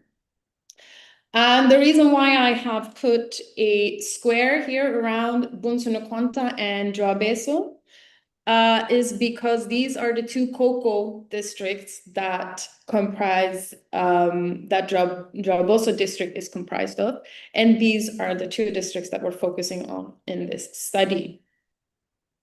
So this study explores the changing labor structures in the context of an intensified galamsey industry in the midst of a bust in a key cocoa producing area. It contributes to the broader debate on rural livelihood diversification and resource frontiers in sub-Saharan Africa. What we use here is the sustainable livelihoods approach. We draw on the traditional framework and approach from Schoons, DFID, and bits regarding diversification from Ellis. But we also use a newer framework that has been developed for the 21st century by Natarajan et al. And what we really like about this new version of the framework is that when it comes to the livelihood context and landscape, they do not only look at the vulnerabilities, but they do also look at the opportunities, as well as when we look at the grounding livelihood environment dynamics, instead of using or looking at one hexagon, the assets, financial and physical, that is usually looked at in the more traditional frameworks. They also consider climate and the environmental context, which is especially important these days. We have climate change that is also impacting livelihoods, as well as relational powers such as human, social, and political. Thirdly, what we like about this framework as well is that instead of referring to livelihood strategies, they say livelihoods in flux, because the word strategies implies that a person has decided what to do and has made some sort of plan and probably had choices. And in some instances, that is not really the case. And therefore, it's better to not use the word strategy, but rather flux change. So we're focusing on Joaboso district in the Western North region of Ghana. As you can see here, the red dot on the map. We use purposive sampling, followed by the snowballing technique to avoid selection bias. I myself, together with research assistant and translator, conducted semi-structured in-depth interviews with 43 informants, of which 7 are institutional staff from both a national level, regional level, as well as district level. And I've spoken to people from COCOBOD. I have spoken to people from GAVU, MOFA, Ministry of Food and Agriculture, Ministry of Land and Natural Resources, as well as researchers. Cocoa farmers are 24 in number, both migrant cocoa farmers as well as indigenous, and spoke to 8 galamsey workers And this is coupled with 4 Galamsey sites observations. To analyze this data, we applied the hybrid or abductive, so you can also say thematic analysis. This means that the codes generated are based on both the Sustainable Livelihoods Framework as well as the data itself. Now, moving on to the most exciting bit here, findings. So here are the findings regarding the context: declining cocoa and intensifying Galamsey activities and farmers' problems. So we see that Galamsey has intensified in the area since 2017 to 2021. That's the respondents' perception. Cocoa farmers, they rent out their farmlands due to insufficient income from cocoa. Cocoa has been in decline for various reasons: pests, climate change, perhaps the cocoa cycle, etc. We see that migrant cocoa farmers, they migrate back home. They sell off their lands because they're not productive anymore to Galamsey activities. And then they migrate back home to their family lands in Brongahafo or the Ashanti regions. The Galamsey operators, not the workers, but the operators, are mainly Ghanaian and Chinese.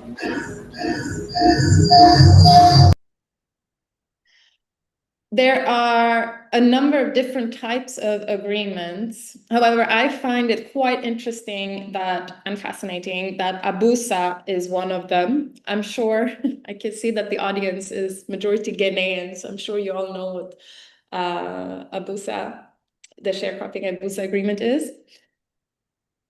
And the cocoa farmers' problems with Galamsey are reduced farm labor availability due to Galamsey, increased farm labor wages, casual laborers, as well as environmental degradation. And they face this through polluted water bodies, destroyed lands, and chemicals.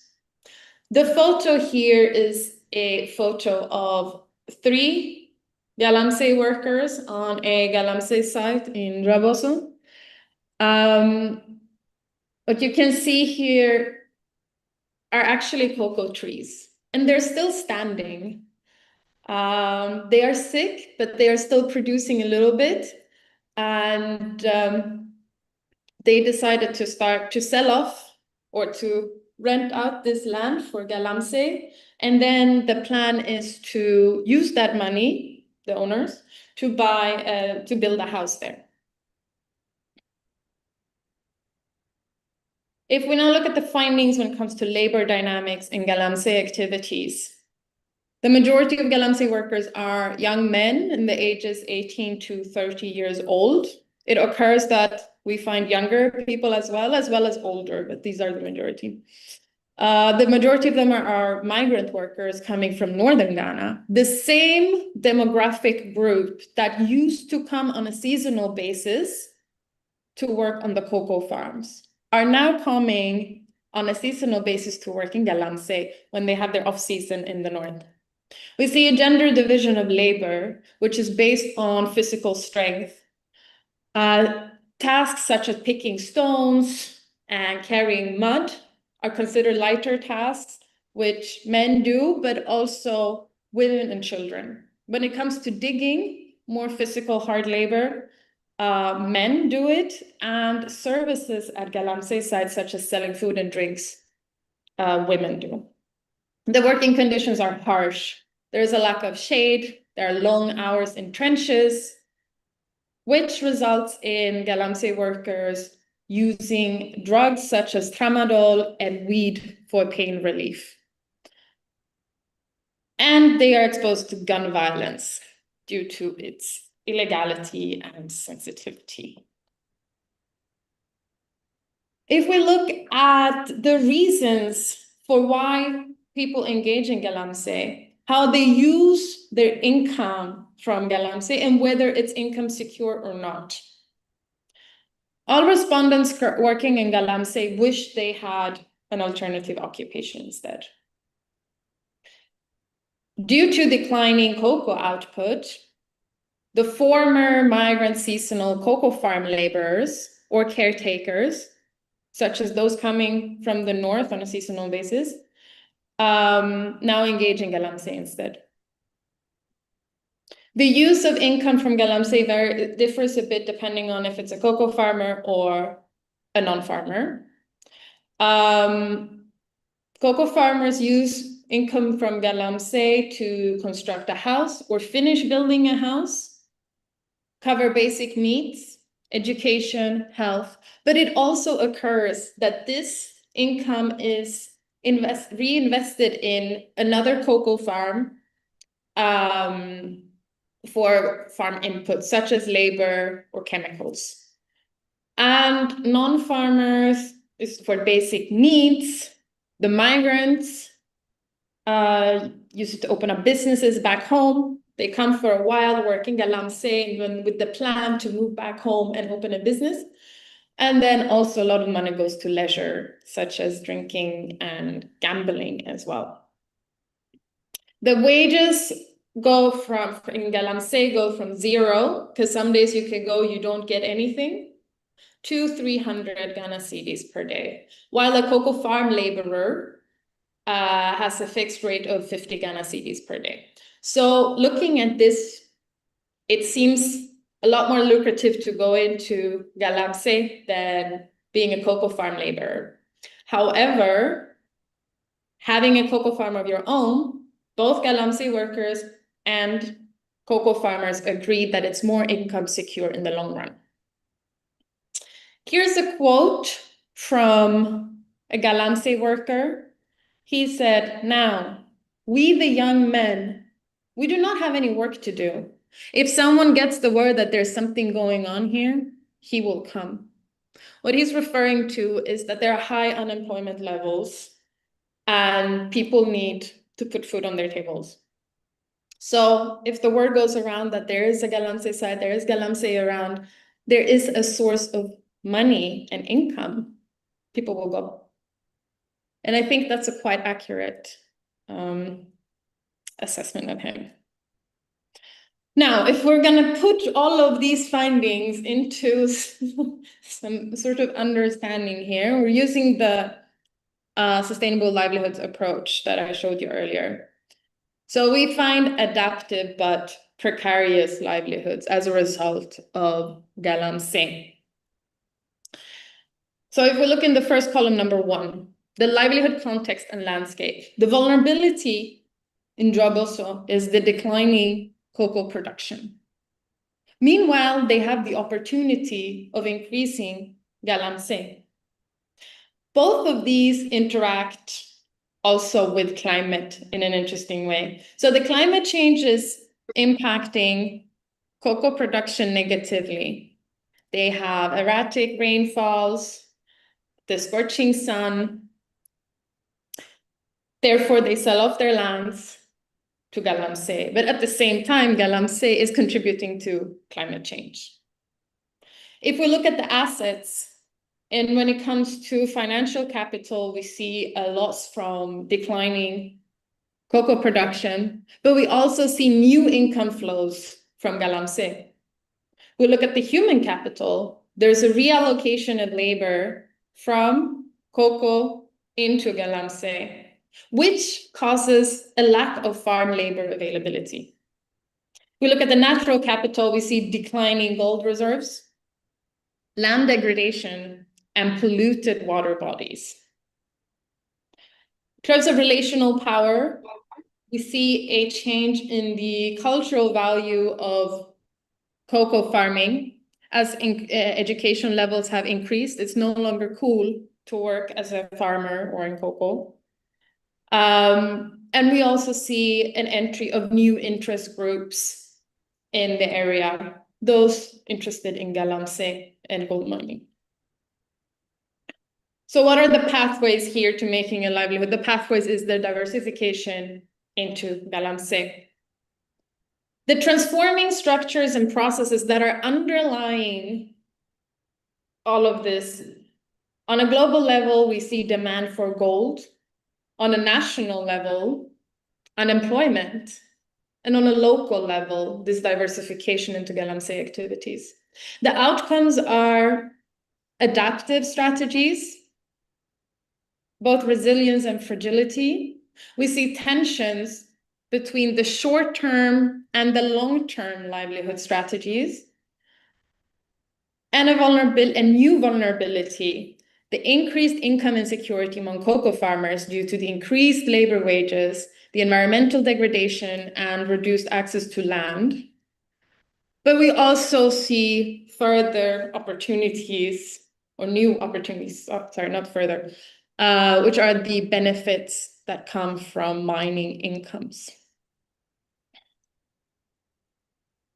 So to conclude, the declining cocoa and rising galamsey have reshaped labor and land relations in Joaboso's cocoa frontier. There's a dual process. Number one, cocoa farmers, they face loss of land and labor and environmental consequences. Number two, galamsey workers, they are young men that are at the same time drawn into galamsey for income, and despite the harsh working conditions and health risks. The trade-offs are financial capital gains at the expense of natural and human capital. And there are different time horizons. The short-term returns from galamsey versus the long-term sustainability. And this livelihood diversification into galamsey illustrates an adaptation under agrarian decline with a mix of resilience and vulnerability. And what we then see is a livelihood landscape of opportunity and tension, with the challenge of balancing immediate survival with future sustainability. So to now, what do we do with these findings and how do we move forward from here? One thing that we see is to explore the institutional gap further. So maybe, I don't know if you noticed that, but in my figure, there was one element lacking from Natarayan's and friends figure. And this is this politics of influence and access, which was not part of the scope of this study, but should be looked at now for a further understanding. So how can cocoa production increase again? And what is the institutional gap here? But also, what alternative sustainable livelihoods can be offered to replace galamsey? Because all of these workers that are now in galamsey, they are there because they need an income, right? So what can they do instead? And then to look on a more empirical level, the wider socioeconomic effects of galamsey on local cocoa growing economies. How do the incomes generated from galamsey circulate and contribute to the local economy? Can they do so sustainably? The short-term incomes earned today, can they somehow be invested sustainably to make long-term gains? Thank you.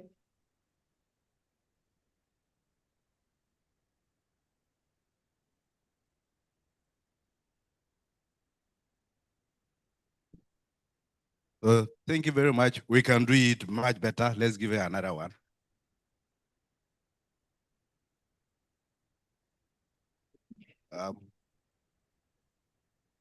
So we'll take the questions after the next speaker, who will be talking to us about the critical mineral governance and local inequality, lithium extraction, land access, and beneath sharing in Mali. Unfortunately, I can't find the fellow's profile here. So I don't know if somebody else is doing it on the person's behalf. Because the name here and then the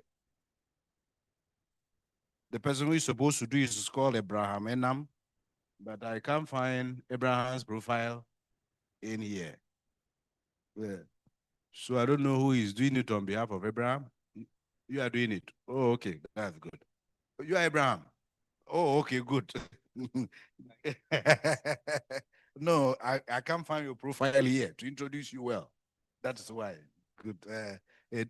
Anyway, that is good. At least the good thing is that we those who are a bit friendly towards the TVs and we are and seeing the good things happening in terms of Mali and Burkina Faso is good opportunity for us to learn as Ghanaians, also see how we can benefit from the new things they are doing, making these resources more beneficial to their governments.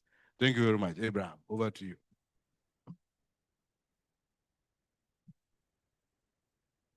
Good evening to everyone. Thank you very much for this opportunity to present my paper. Please, next slide.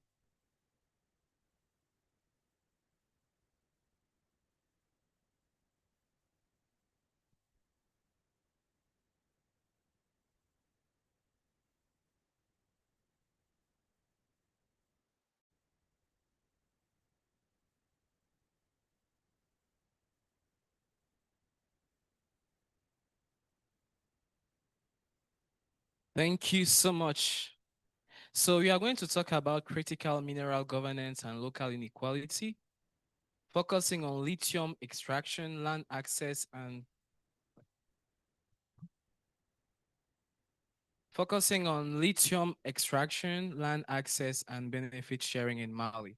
So my name is Ibrahim Inameminko. I'm a senior researcher and policy analyst affiliated at Istanbul University in Turkey. I'm also a lecturer. And it's a pleasure for me to present this paper with you all. So let's start with the introduction. So lithium and gold are mainly essential for global energy transition and technological development. And we all know that Mali holds significant deposits that have attracted multinational training, mining of corporations, yet the wealth generated often bypasses local communities. While mining contributes substantially to GDP and export revenues, many villages in regions like Kayes and Sikasso experience environmental degradation, displacement, and also limited economic gains. And we want to understand how governance frameworks can shape these outcomes is vital for ensuring that mining contributes to sustainable development. So let's go to the research and problem objectives. Despite Mali-rich mineral resources, governance structures have struggled to ensure equitable benefits for local communities. Artisanal miners and marginalized groups frequently operate outside formal systems, while multinational companies dominate industrial extraction. And our research examines how national and international governance systems influence socioeconomic disparities, land tenure disruptions, and benefit distribution.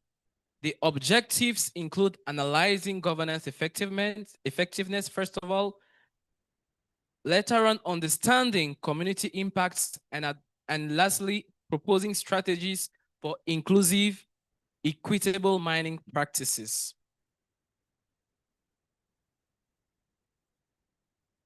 So let's start with mineral governance frameworks. Mali operates under a mining code that outlines licensing, state participation, and environmental standards.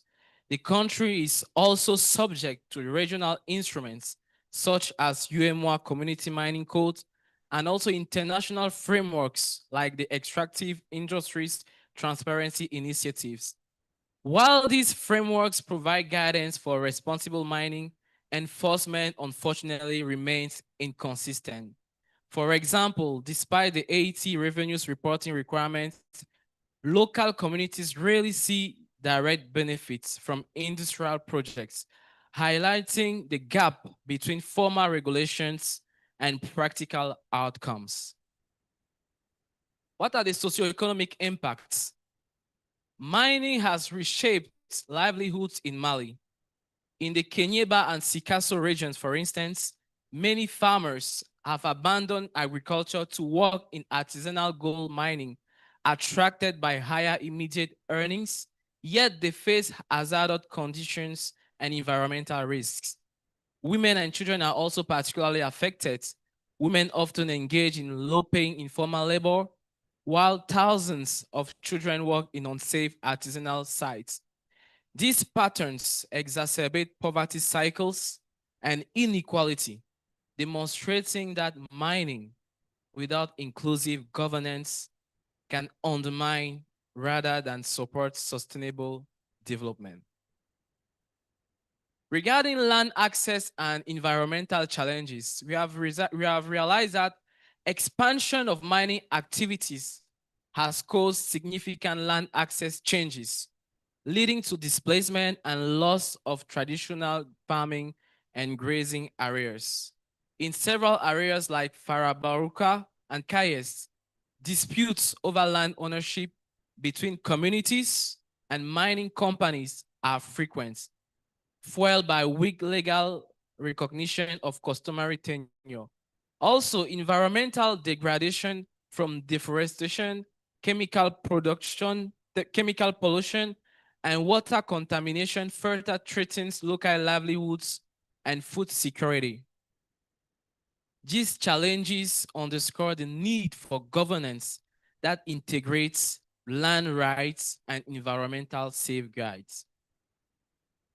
Regarding distribution of economic benefits, although mining contributes heavily to Mali national revenue, the distribution of economic benefits is highly skewed.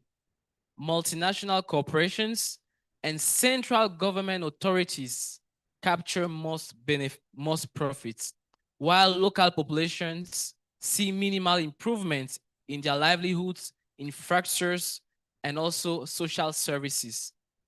The Gulamina lithium project increased state participation from 20 to 35%, generating billions in potential revenue, yet affected communities remain marginalized.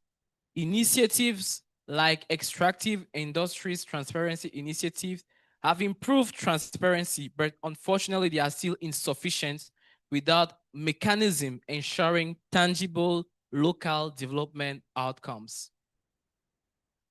We have made some recommendations for inclusive governance. Inclusive and equitable governance requires legal recognition of customary land rights, enhanced community participation, and transparent revenue sharing mechanism. Capacity building programs for artisanal miners, particularly focusing on youth and women, can promote formalization and safe working conditions.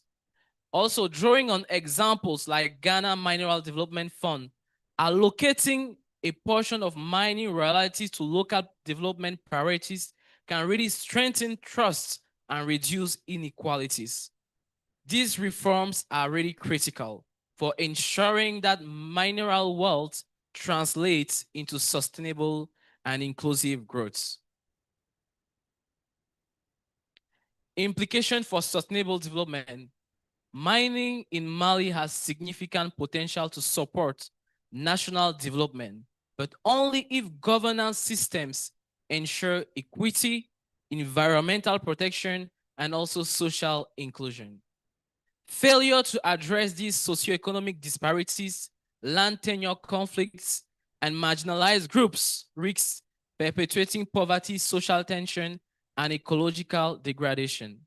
Strengthening institutions, enforcing regulations, and integrating community voices can align Mali mining sector with sustainable development goals, turning resource wealth into an engine for long-term inclusive growth.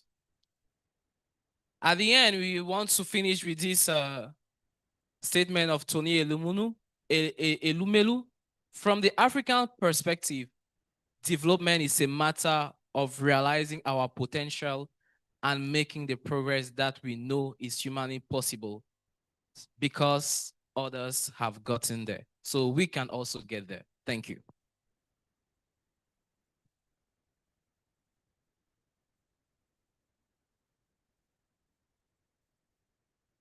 Thank you very much, Abraham.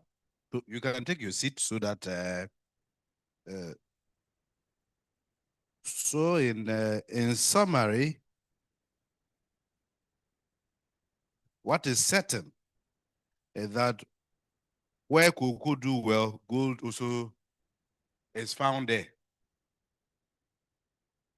So anywhere cocoa is doing well, gold is also found there. Cocoa production, why is decreasing? Gold production is increasing. Galamsey is on the increase. It is a threat to cocoa production, even though cocoa farming is more secure when it comes to long term. Galamsey is a threat to climate change. Mining has reshaped our livelihoods. Mining has led to displacement and loss of traditional farming and grazing lands. Reforms are necessary in both mining and cocoa. And what it does means is that both Mali and Ghana have examples and good practices that we have to learn from each other. While they have some practices Ghanaians have to learn, they are also envying our funds that we have created in terms of the mining sector, which they also want to learn from us. So, urgent climate action can silence justice and equality, leading to governance standards that are rolled back, and communities that are not consulted in the extractive processes. Without much ado, we will then call for questions. If you want questions, contributions to our presenters, let's bear in mind that time is fast spent. So let's go straight to the point. If you want to ask any of our speakers a question, let's go straight to the point and ask them. Questions? Okay, so what will happen is that I will take from my right, after that I'll come to the middle, and then I'll go to my left. So I'll start from my right. Who are those? So that you just raise your hand. Once you raise, after that, I'm not coming there again. Good. So you from the back. And please address your question to the speaker so that they know who is to answer.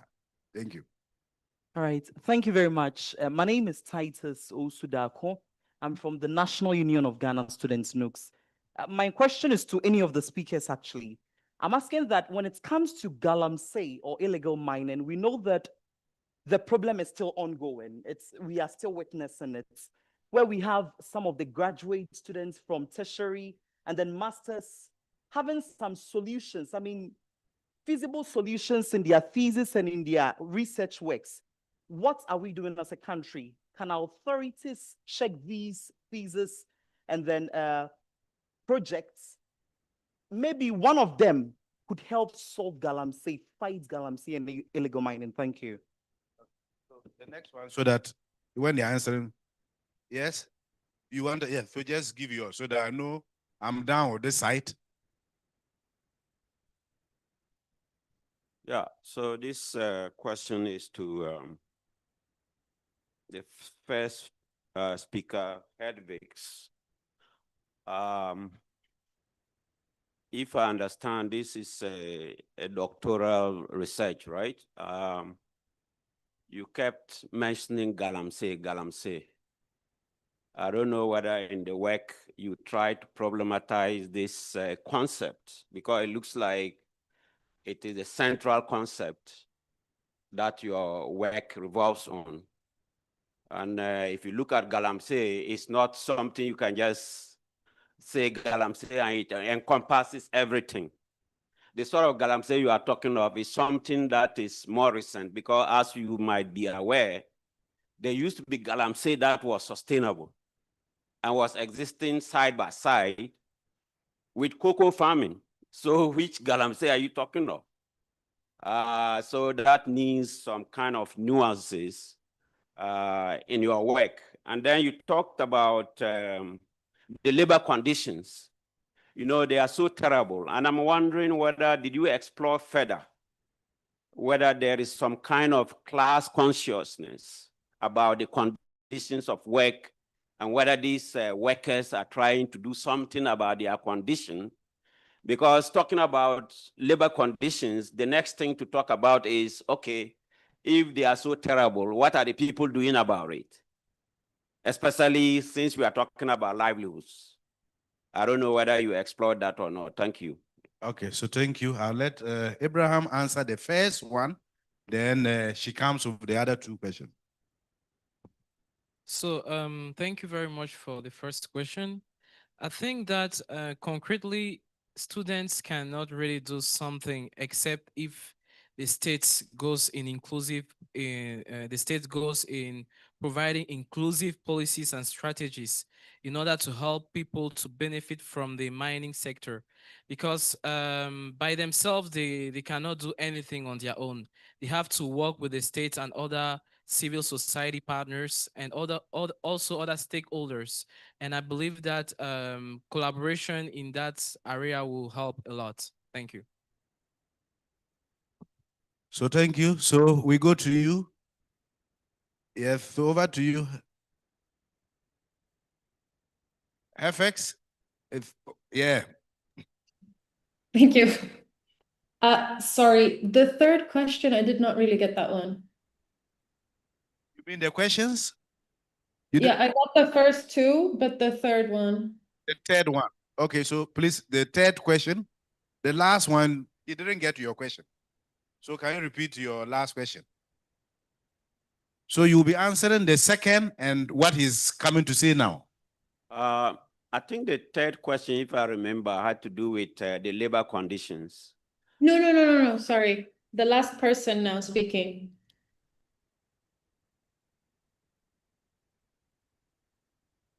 No, the last person was answering a question.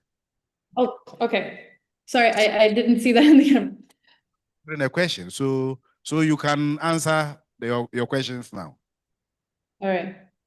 Thank you so much for your questions.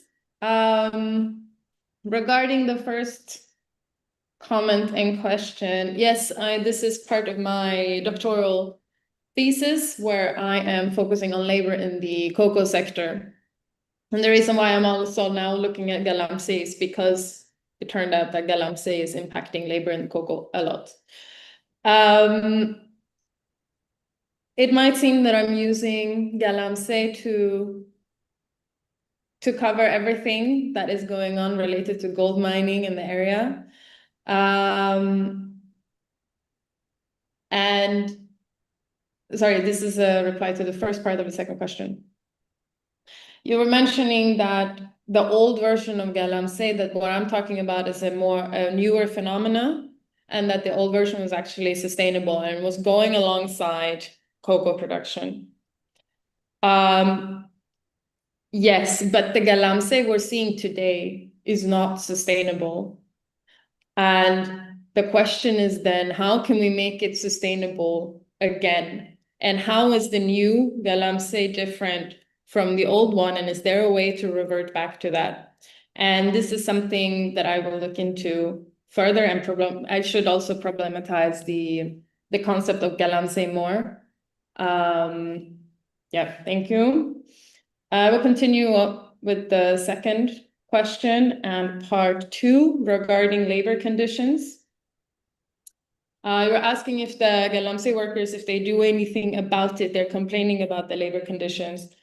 And well, they are using substances such as weed, tramadol, other painkillers, cough medicine, to be able to keep up. Otherwise, their bodies are in so much pain. So that's something they do about it. But if they're doing something to change the actual working conditions, I think that's extremely difficult, and that's a lot to ask for them, considering it's an informal sector and it's very difficult to use collective bargaining and work towards this. But in terms of shade, yes, they put up, I'm sure you've seen this, roofs. But in general, I think it's not, you can't really do anything about it yourself. That's how the mining is done itself. Now, moving to the first question, I did not really understand. You mentioned that galamsey is still a problem in Ghana and that there are students working on theses on this, and mentioned that they can help. But what was the question? Yeah, so the first speaker actually, Abraham actually tried answering that. So maybe you can just skip that because Abraham answered. It had to do with the fact that students have been writing a lot in terms of project works that have to do with Galamsey, and they've come out with certain solutions. And so we could just adopt some of those solutions and decide to work with them. Ah, okay. Yes, that's a great initiative. That is what he was trying to say. Good. So we go to those in the middle belt. Yes, sir.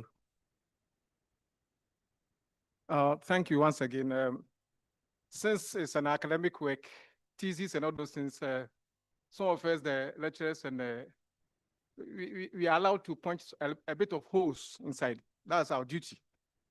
My first question goes to our first presenter.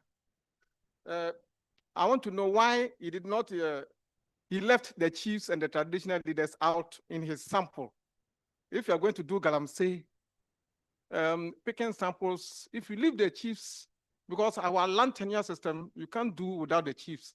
But I didn't see his sample, including the chiefs or the local leaders. I need to know why. Then on his findings, on her findings, you made a finding that all respondents working in Galamsey they had an alternative occupation as one of his findings. All things being equal, validity and reliability are two major ingredients in research. And currently, the research, I don't know, people prefer staying in Galamsey to getting alternative work because even the ladies carrying those mud and all those things, the minimum they're paid is about 500 cedis a day. And even the men, some collects about 2,000 a day.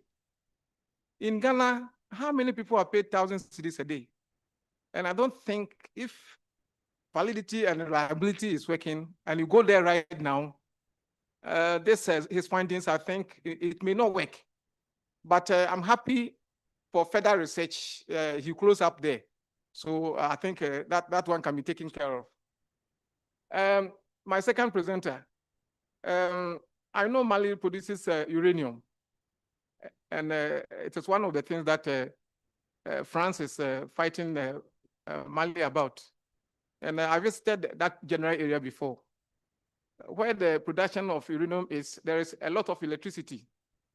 Where the French are producing the uranium. But a close village, just about a kilometer, there's nothing. They were in the dark. And that's why people are fighting them. In your research, did you actually go into it why they prefer staying in the light, and where they are taking the uranium from, they keep them in the dark without even extending the electricity to them? Did you inquire why they did that? Thank you. If you didn't get the question? Oh, okay, that's fine. Any other? So that, okay, I just pick for a second table, then. Yeah, so my name is Bernard Anaba. I work for ISODEC. My question goes to the first speaker. Very interesting study looking at cocoa and gold. Especially saying that the two are the major export earners for Ghana. And looking at the downsides, look at the climate change issue, the livelihood issue, the labor issue, and other things. That is quite revealing. But also for policy advocacy issue, you mentioned the drop in the production of cocoa from about 300,000 tons to about 80,000 over a period.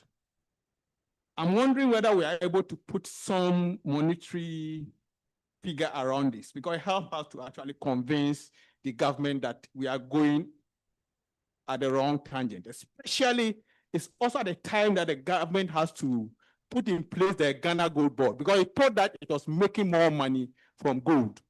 So they needed to regularize the gold system. So with a study like this, if we are able to go further to put some value to what we are losing and what we are gaining on the other side. It will also help us in our policy advocacy. Thank you. Okay, so let me take the last one from that table, then they can answer. Okay, thank you very much. My name is Chetachi Louis Ude. I work with Spaces for Change Nigeria. And so my question goes to Dr. Abraham from his research, which was basically on inclusion and also benefit sharing. I want to understand from Ghana, from Mali, whether there are legal frameworks, because you really dealt on including the community when some of these natural resource governance issues are being considered or decided. I want to know whether there are provisions, policies that really included the community or host communities to be involved in benefit sharing, because I know from Nigeria, we are trying to do something in that regard. When you look at the Petroleum Industrial Act, we have the chapter 3 that deals with the host community development trusts. And so we are making progress to see that the communities are not excluded, but included in resource governance. So I want to know, in Mali, is such such provisions available in your own legal framework? Thank you very much. Okay, so Afek, I'll pick from you first before I come to Abraham, who is here. So you go ahead and answer the questions that were thrown to you. Yes, over to you. Okay, so, so the first question regarding my sample and whether I spoke to chiefs and local leaders. In the sample of cocoa farmers, there are also chiefs and local leaders. But this is not, since that was not the focus of the study, this focus of the study was rather labor.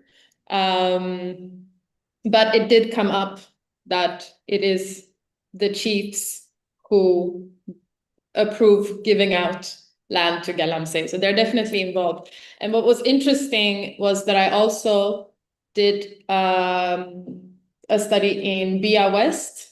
That's for a different paper where I don't look at Galamsey at all, but I only look at labor and cocoa. And I collect data from both Joaboso and Bia West. And I chose Bia West because Bia West does not have Galamsey. I don't know if that has changed since last year. But then it didn't. And the reason for it being that there were several chiefs that had said, no, Galamsey is not coming here. They got offers, but they say no. In terms of validity of my data and my statement saying that all respondents wish to have an alternative occupation, this is what my data is telling me. I can understand that it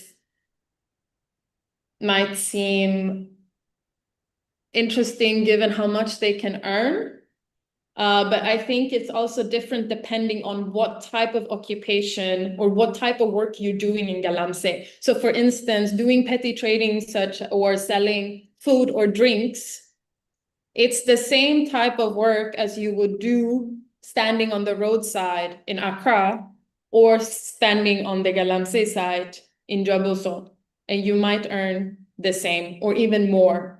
And you know that you can go there, you can sit down under the tree, you can sell every day. So that one I can understand.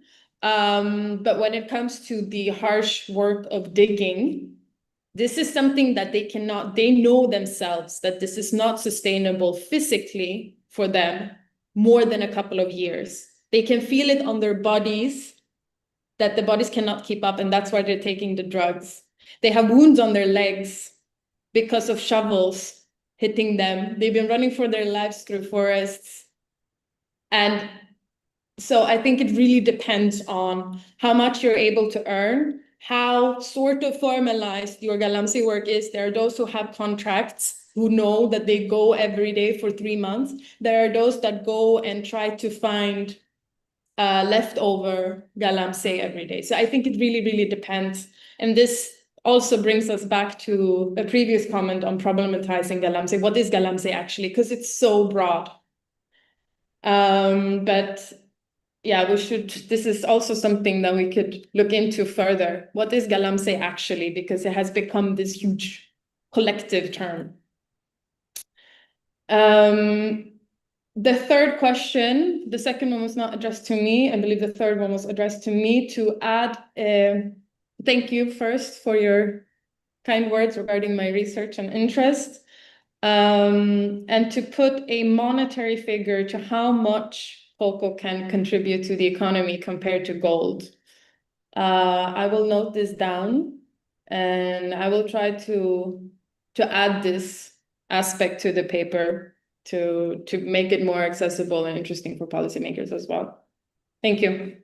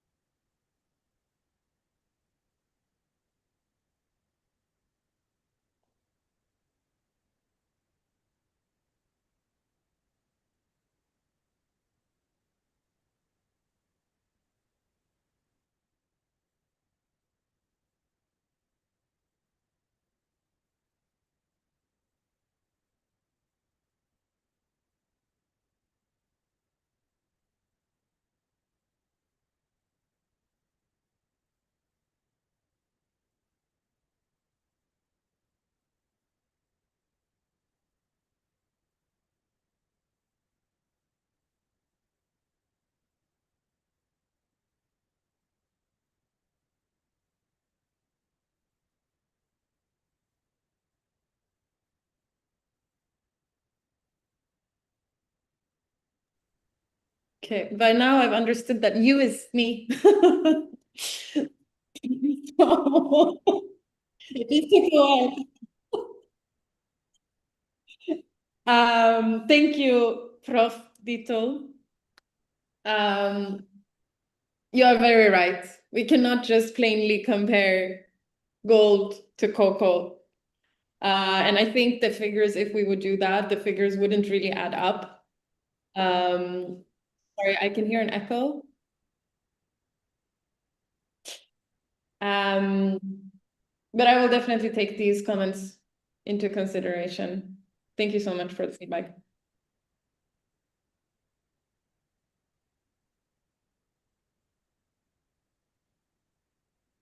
That was the most, the homogeneous cocoa farmers.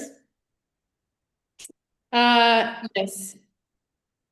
There are absentee cocoa farmers. I have not spoken to those. I've spoken to the cocoa farmers, both farm owners, but also caretakers. And as I mentioned, my research concerns the labor structures and how they have changed since Ghana became independent. What type of labor have been working on cocoa farms? And in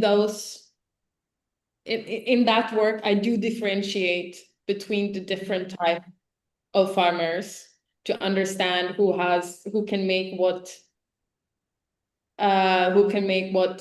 decisions and who comes in when. Yes. But in this sample regarding the Galamsey, I'm not focusing on how they do their cocoa, but rather as a collective, the cocoa farmers, how do they perceive the Galamsey? And rightfully so, as you said, the caretakers, they are landless and they are left without land and therefore also join Galamsey. Thank you.